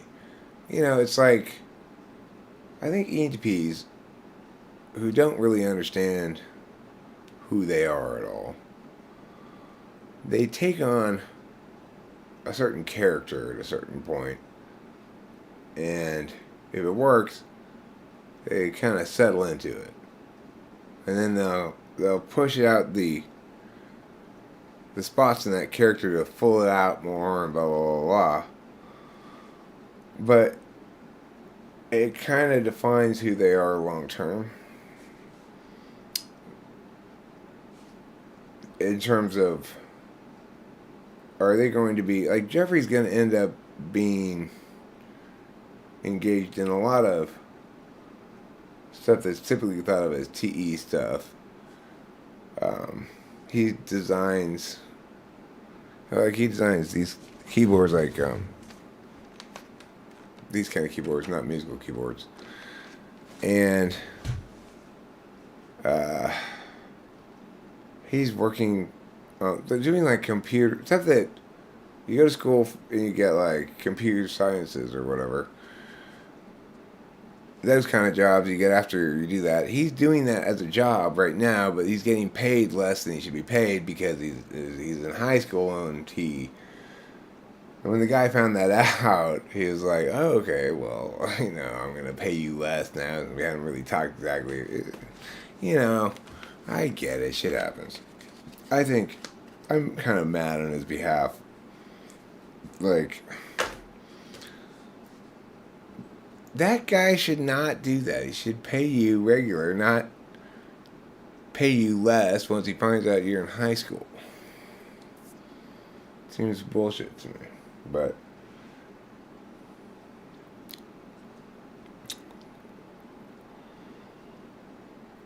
anyway, the point is, Jeffrey's doing a lot of NET shit. He likes to do the design parts. I mean, he designs it on the computer, and then he gets the parts milled, like in China, from into stainless steel or brass or whatever, right? And then he has all those components shipped here, and then he assembles them. So that's one of the things he did. But now he's working for this other company, and he's doing some other computer sciencey shit that I don't really know what it is. I asked him, he explained it, I understood it, but I forget really what it was. I don't remember exactly enough to be sure. Anyway, he's not very full of jokes. Sometimes he'll make a little dry quip. He's had a tiger mom. It's the difference between, in part, the particular experience of having to perform for Tiger Mom versus my dad wasn't Tiger Dad at all, and my mom was an ISFJ.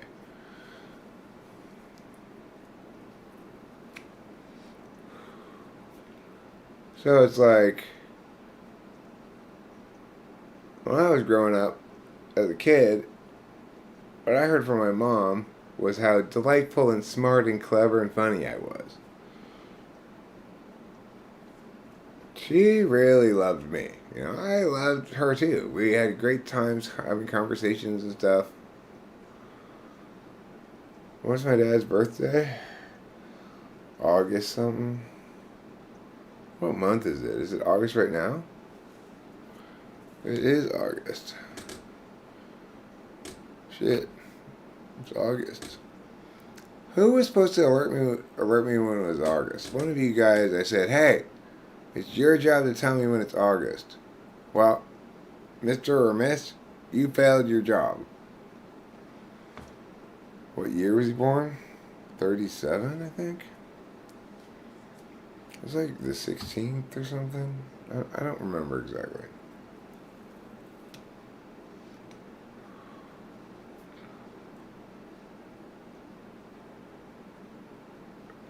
Well, I just told you unintentionally.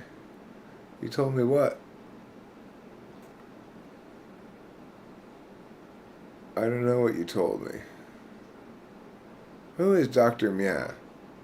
Good question, Spencer Jones. This horrible person who did a horrible job at the urgent care and made me very frustrated.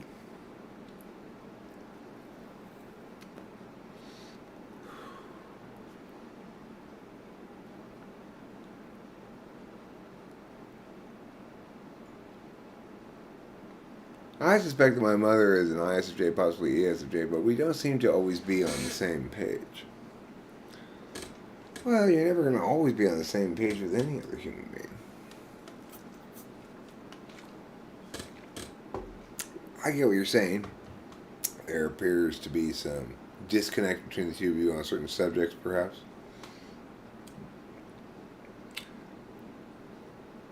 I don't know what to tell you about that.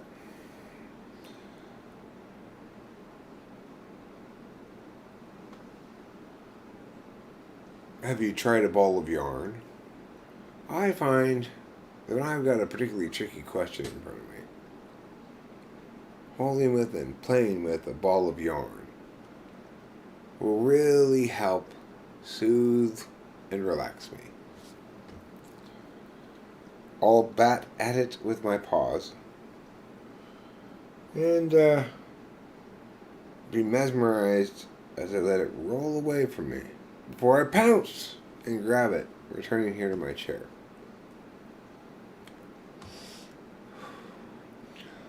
I hereby advocate that it's universally good to do that for everybody, because it's good for me to do that.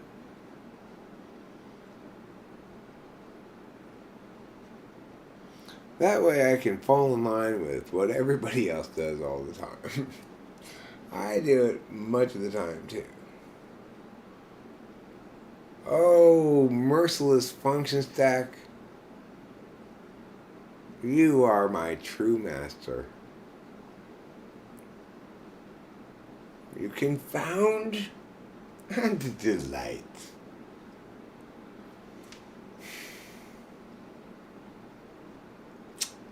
Yeah. It's not easy being green. It's the color of so many ordinary things. Like leaves and grass and bushes and other kinds of things. It's not easy being green. What a good song. What a well-written song. It feels like it's not doing its job, and then you realize, oh, it's so doing its job.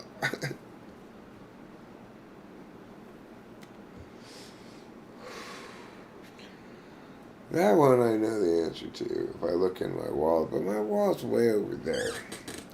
Fine, I'll look in my wall. I will look there, I will see, I will know, I will tell. Oh shit. Fuck. Okay, I've got an 11:30 appointment tomorrow with the hospice place. So, at Mom's thing, and I got a 9. I'm taking my dad to the but they're pretty close to each other. The Kaiser at 9. Tomorrow's going to be a busy day. My mother's birthday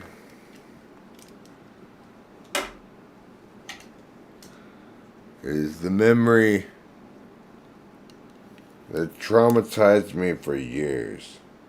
Grandma was there. Anal beads in hand. 9/22/26. No, Eric. That's when it expires. 9/22/37. It expires in 2026.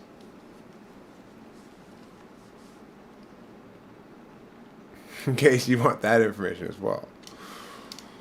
There's my mom's birth date and the date her ID expires.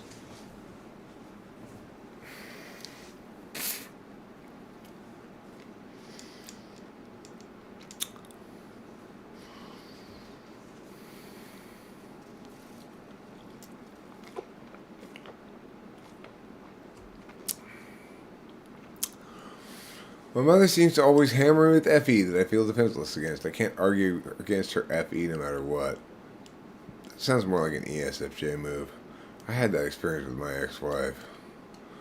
Like, oh, can you be a little less relentless with your... I mean, a little more relentless? A little less relentless with your FE, please? My mom's an ox. She always talks. Oh, yeah, we're probably wrapping it up soon. I feel, what? Exposed or something?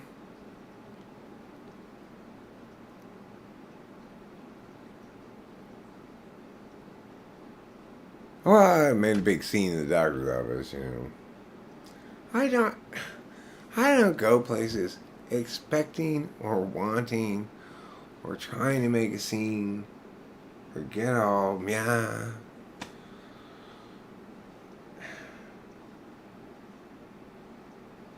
I don't like it when it happens. Afterwards, I feel raw, exposed, vulnerable or something. Like, God damn it. All those people thought I was the problem. Well, it was that horrible lady that was the problem. She had such a home field advantage, and it like happened so fast. As soon as I start asking meaningful questions to try to figure out what the answer is, she starts getting evasive instead of answering my fucking questions. Of course that's gonna make me mad. This is something important, for fuck's sake. I mean, I'm not one to play the important card very recklessly, but I'm going to go ahead and say I think because it was important, that actually may have something to do with why I was getting so mad. So, usually, if I'm going to say, well, this is really important, I'm saying I don't want to make good arguments. In this case, I think it's not a terrible argument to make.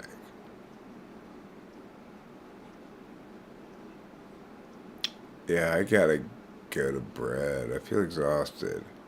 I feel like I did something. It's weird. In general, right now, I keep feeling like I'm doing things.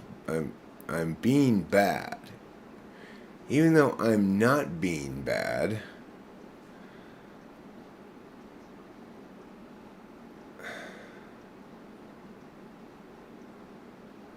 I'm not being terribly bad. I think I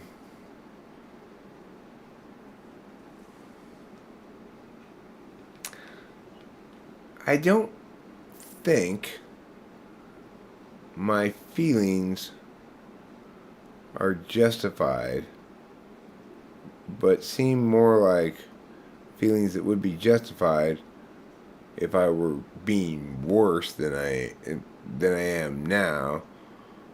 Like, in other words, it is possible for me to be bad in the ways that I'm being bad to excess that's genuinely bad. But I don't actually think I'm being that right now. And I don't know why I keep feeling like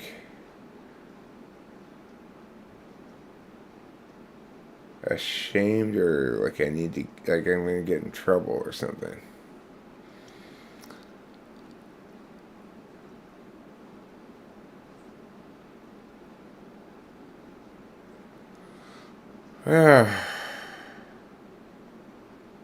I'm an only child.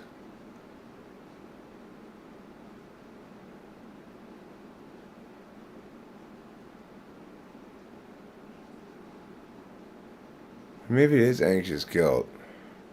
I mean, normally I don't have any. I'm pretty clear about whether I did something wrong or not, right? Like, if I actually did something wrong, I can articulate specifically what I did that was wrong.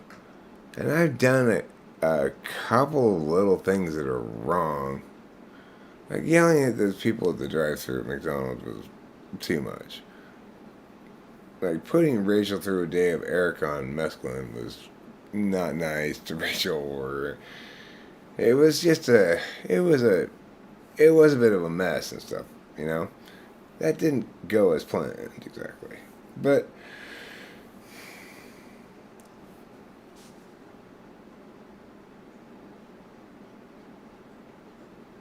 yeah, I mean, it got a little excessive. But I pulled it together quickly enough. You know, it's like I don't know. I don't know if I should be mad at myself or not.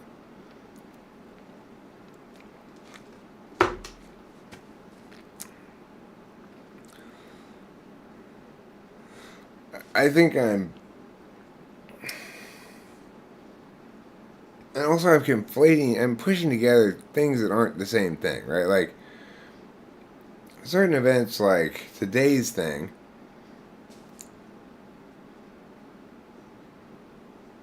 I'm disappointed in myself for not managing the interface stuff more successfully. I'm best served to stay very calm and not get agitated. But it was agitationally agitating. So it's hard not to get agitated when someone's being evasive about your questions, about their justifications for things.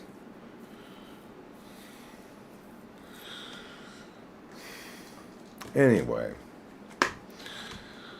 I guess I just feel kind of emotionally wrung out. I haven't gotten much sleep lately, and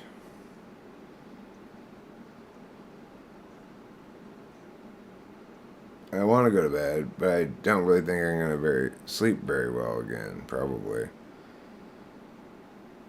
And I don't like tossing and turning, but it's pretty comfortable. I think maybe I'll sleep fine right tonight. You can only have so many nights of the minimum sleep, which is like 4 hours, before you crash hard and get a good solid 8 hours or so.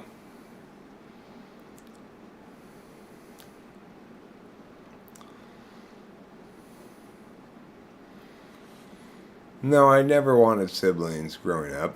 I expressly did not want any siblings. I made that clear to my parents. But it didn't matter because my dad had gotten a vasectomy as soon as they had me. It's 10:20. I need to go to bed. This is a 2 hour spot of the stream, and aside from Rachel peeking in on him, I haven't really checked on my dad in a bit, so I guess I should go do that as well. I need to take a bath. I need to go to bed, and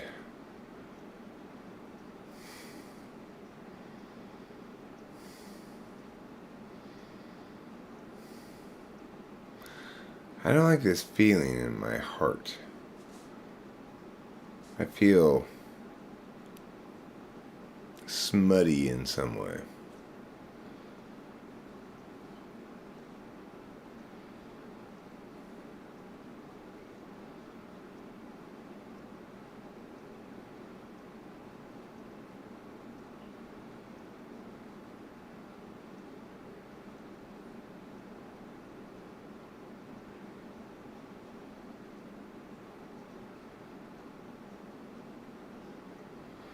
If someone who's agitated comes to visit you wanting to discuss their agitation and weigh the pros and cons of what action he should take, my suggestion is to give him the Mantram album and say, why don't you just write Rama Rama Rama 1,000 times?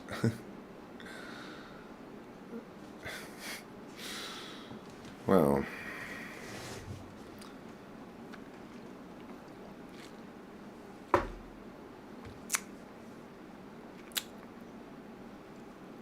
that sounds like a knower imposing a knowing frame at the expense of a deliberation frame. As people always like to, that's history's writings and such are filled with exactly that kind of thing, where one person presents their good framework, contrasting it against someone else, this other kind of bad framework. Don't think I'm excluded from this. I do that shit too, you know. But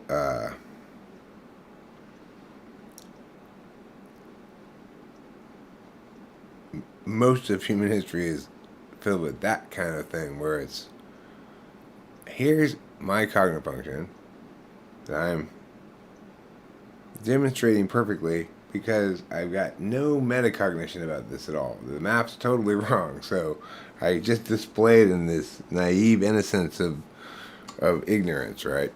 Just a straight up clear vision of this cognitive function is good, this cognitive function is bad.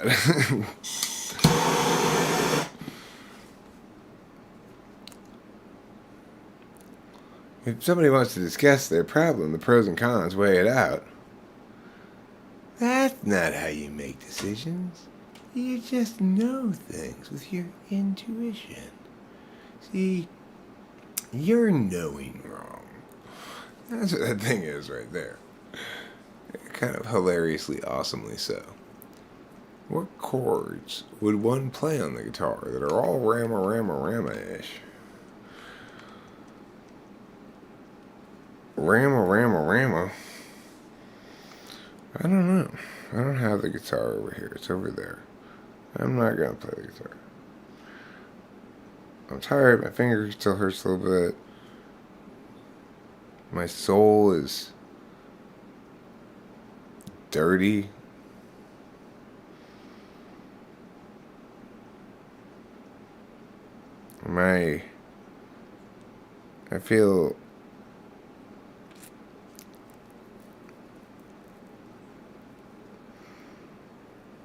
I feel anxiety and like banks of sadness clouds that aren't relevant to the now enough to be felt, really. But I don't like such a detailed emotional weather report.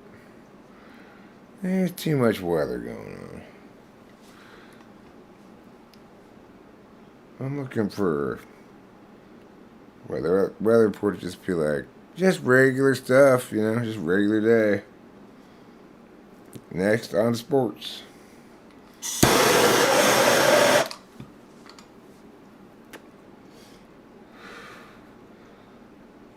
Please don't make my emotional weather report so long. Oh, Rachel, you're here. Cool. Thank you for checking. Did you talk to him at all, or just a lot of times I'll just see and turn around and okay, he's fine.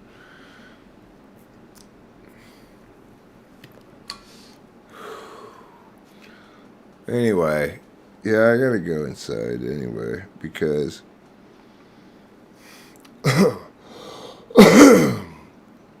Rachel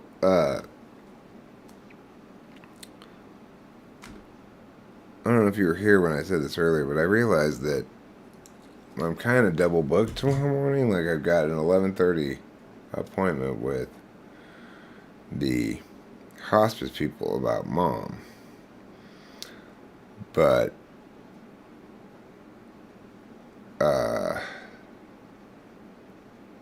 now that I've come to understand what's happened, I'm just probably going to tell them, look, I don't want to start this hospice thing right now.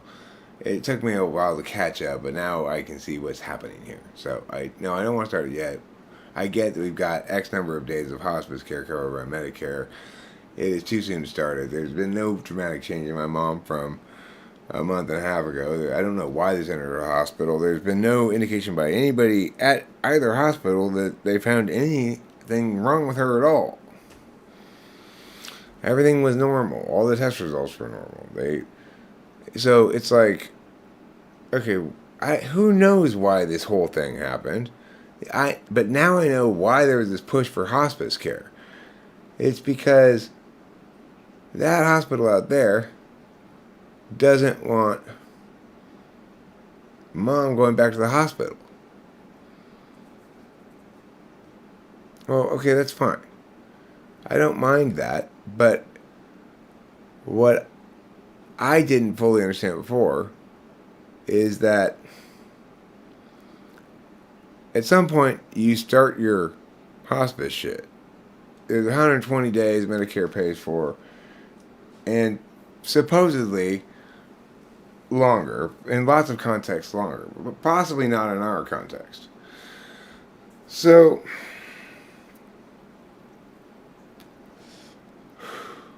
because she had been taken to the hospital, and that was incidental, totally coincidental, but not linked at all to my dad getting this very matter of fact report from the neurologist saying my mom would live most of a year, Then she gets taken to the hospital, and I'm getting these things, and I'm being advised to take hospice care. I'm assuming she's in the 2 months almost since I've seen her, because we've had COVID, and then it's like it's been a while since we got over there, right? That she's probably a lot worse than last I saw her, but we went and visited her, and she's the same. She's perfectly the same. I think she's got way more than 120 days left. She might have years left. So the thing is, my dad, his lack of intuition, he found that to be a really meaningful and purposeful report from the neurologist, and raved about it. I read it. It was just very matter of fact, but he interpreted it as finally a straight shooter's giving me the hard news. It's like, Dad, I mean, when I read it, I thought, well, we already know all of this stuff, but anyway, so we're not gonna start the hospice thing. They already moved some equipment, and they're gonna have to move it out because I caught up with what they were doing before they could do it.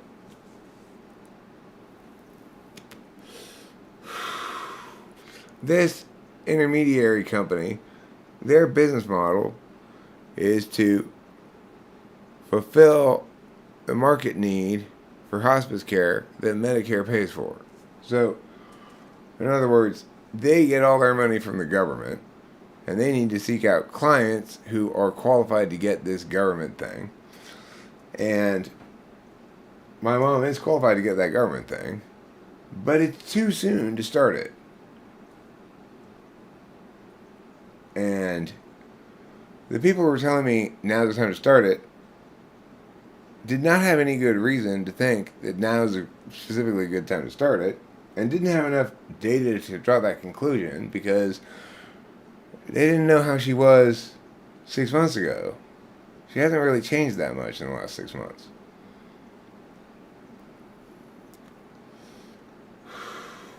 So with something like the speed or progression of something like that, you to even measure such a thing, you've got to look across time some to see.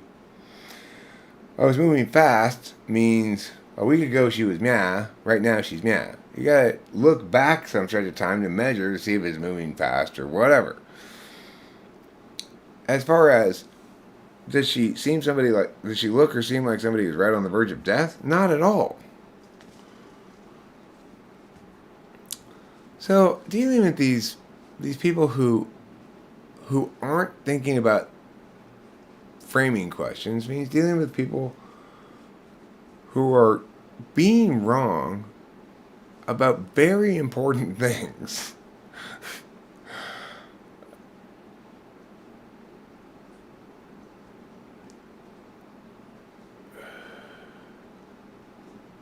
Well, so that's what I heard from my dad, I think, that he heard from the nursing home, or that Mom stopped eating.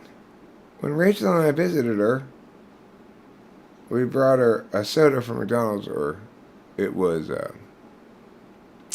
strawberry. No, it was from El Pollo Loco. It was strawberry lemonade mixed with Sprite.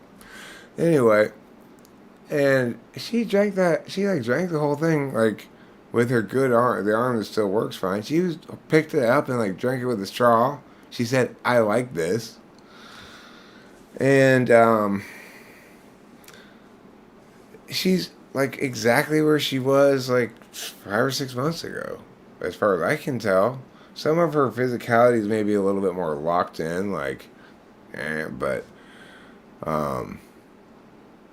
in some ways she seemed better than the last time we saw her. She seemed alert. So everybody needs to just step back and think a little bit about what they're doing when they're advocating this kind of shit to people, right?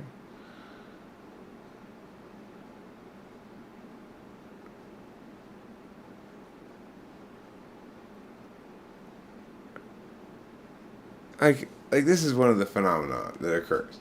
They're advocating hospice to me, making clear that hospice means you're preparing for the end of life. The doctors recommend now is the time to start this. So then I'm talking to my aunt. I'm saying, well, they say we need to start hospice, and she's telling me make sure that in these last few days that you spend a lot of time with her. But I bet my mom lived another year at least. Maybe not quite, but I think she might have a whole year with it, a whole year left in her, or maybe even a little bit more. So, now, because hospice means what it means, and because these medical professionals, Dr. Wu, he had a cool name, maybe sing the Steely Dan song, tells me you need to start it. Now I got my aunt thinking my mom's on her deathbed, me thinking my mom's on her deathbed, and she's totally not.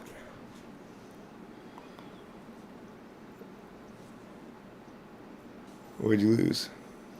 No, just some rings that I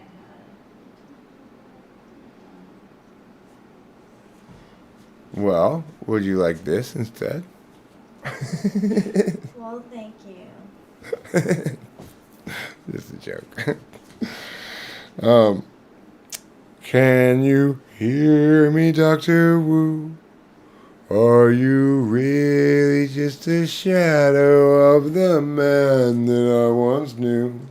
Are you crazy? Are you high? Or just an ordinary guy? Have you done all you can do? Can you hear me, doctor?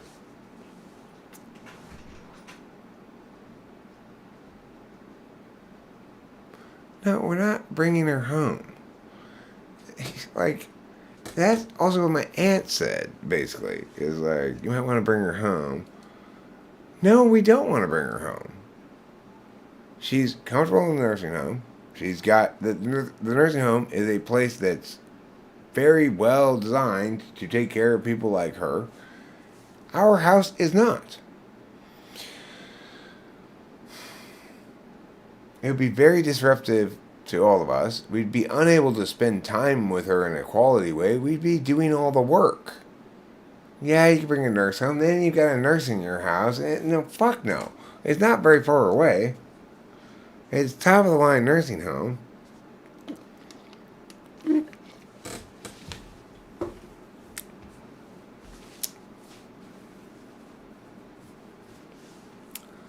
She's not going to get any feeding tube. She's got very explicit things to say, no feeding tubes. She's not getting a catheter. She's in diapers, you know?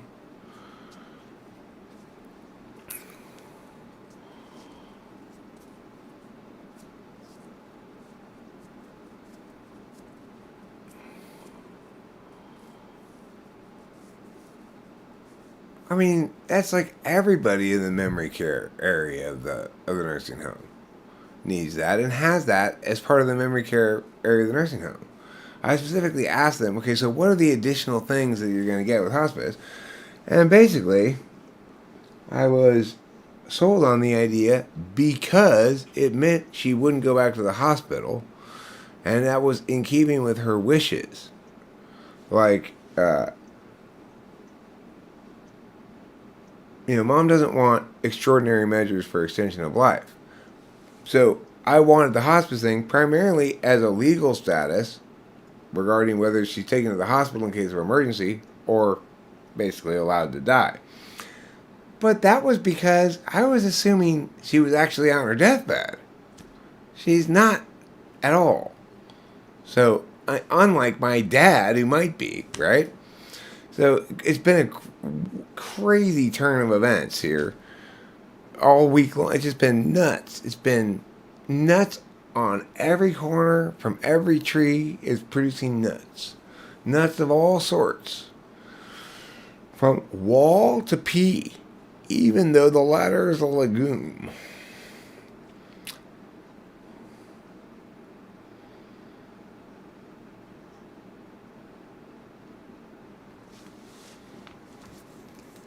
Palliative care. It means they'll pump you full of morphine until you die. But my mom doesn't need that, and it's because she's not any different than she was 6 months ago when she didn't need that. Not notably enough to warrant a change of status. There needs to be some actual change of affairs to justify a change of status, right? So, this whole thing is,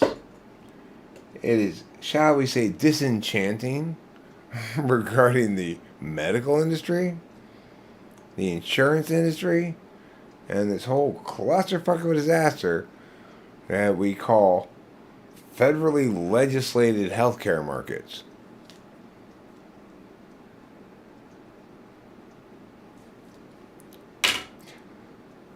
Oh, federal legislation. Will you never stop trying to be so fucking stupid?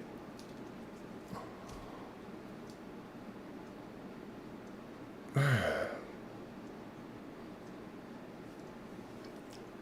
ay, ay. Everything is back-asswards in medicine.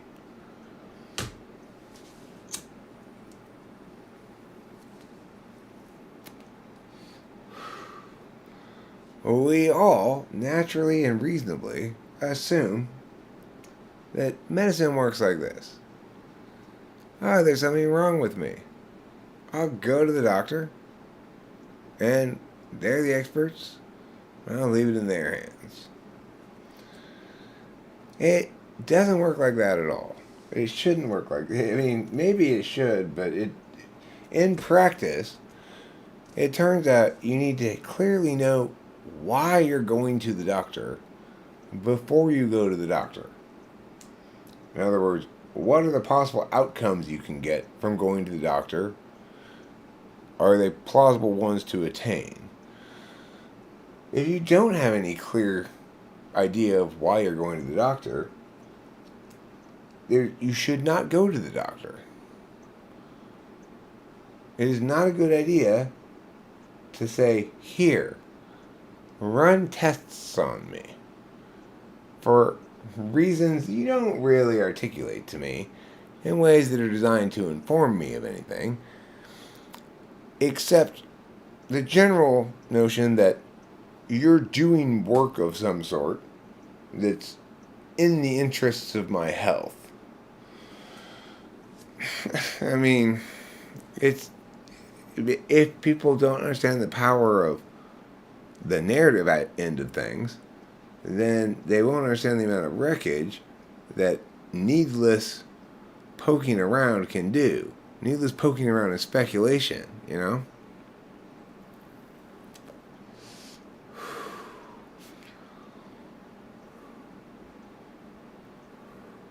I don't know how he spells his last name. I wish they would practice medicine. Instead, what they're doing is medical theater. They're gathering information they don't need to reach conclusions that don't matter.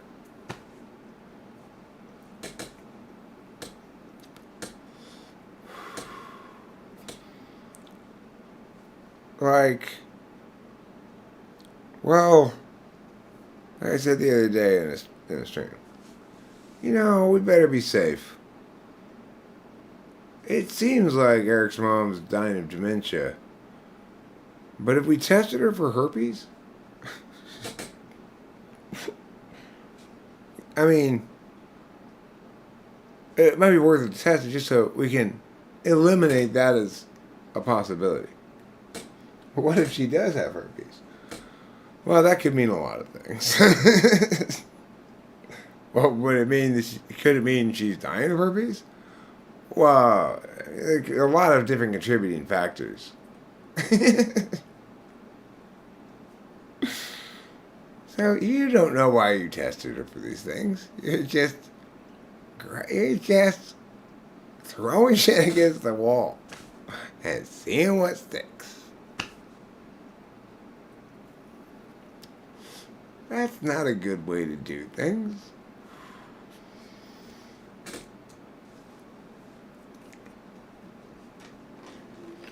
Tell you what else is not a good way to do things. Tell me that my dad needs to go to the hospital tonight instead of tomorrow morning because of this EKG. And then not be able to articulate anything about what information it provides.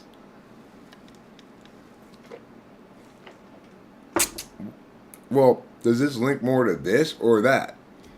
It could mean a lot of things. Well, then why are you telling it to me? It's like, this is also, I see printed on white paper. What does that mean? It could mean a lot of things. Yes, that's true. So why are you telling me that it's printed on white paper, though, right? Like, which one of the things that it might mean do you mean? That could mean a lot of things.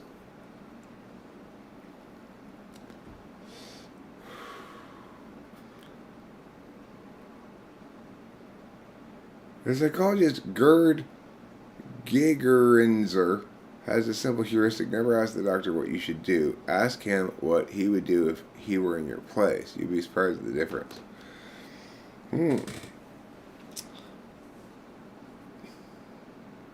I mean, I don't ask the doctor what I should do, nor what the doctor would do in my place. And the reason is because he's an idiot. Why would I care what he thinks I should do? What he needs to do is tell me what information he has gleaned about my father And then I will ask questions that will allow him to make that information as informative as it can be. He's not qualified to make that information informative because I'm the one being informed by it.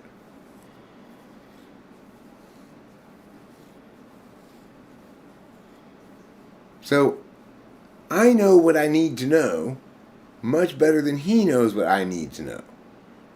After all, I'm the one making a decision, so I have to factor in my contextual particular shit that the doctors not even have access to, right? Therefore, the reason I'm asking questions of the doctor, which the doctor needs to answer the question I ask without worrying about what they think I'm going to do with it or whatever. They don't need to worry about being correct. I'll be the correct one. They just need to be accurate. All I need them to do is be accurate, not think or intuit or whatever. I'll be correct. You be accurate.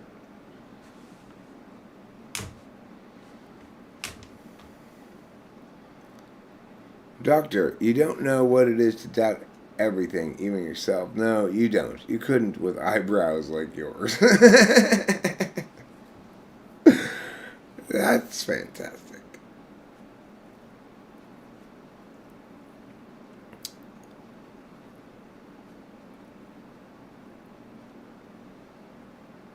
Never ask the doctor what you should do. Instead, tell the doctor they're retarded. That's sure to nurture a healthy doctor-patient relationship.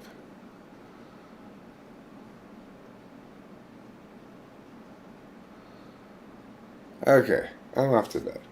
Thanks for being here, everybody. And today, instead of eating cheese, I'd like you to rinse some cheese and then return it uneaten. So I'm shifting it up a bit today, okay? So don't forget to rinse some cheese and return it uneaten.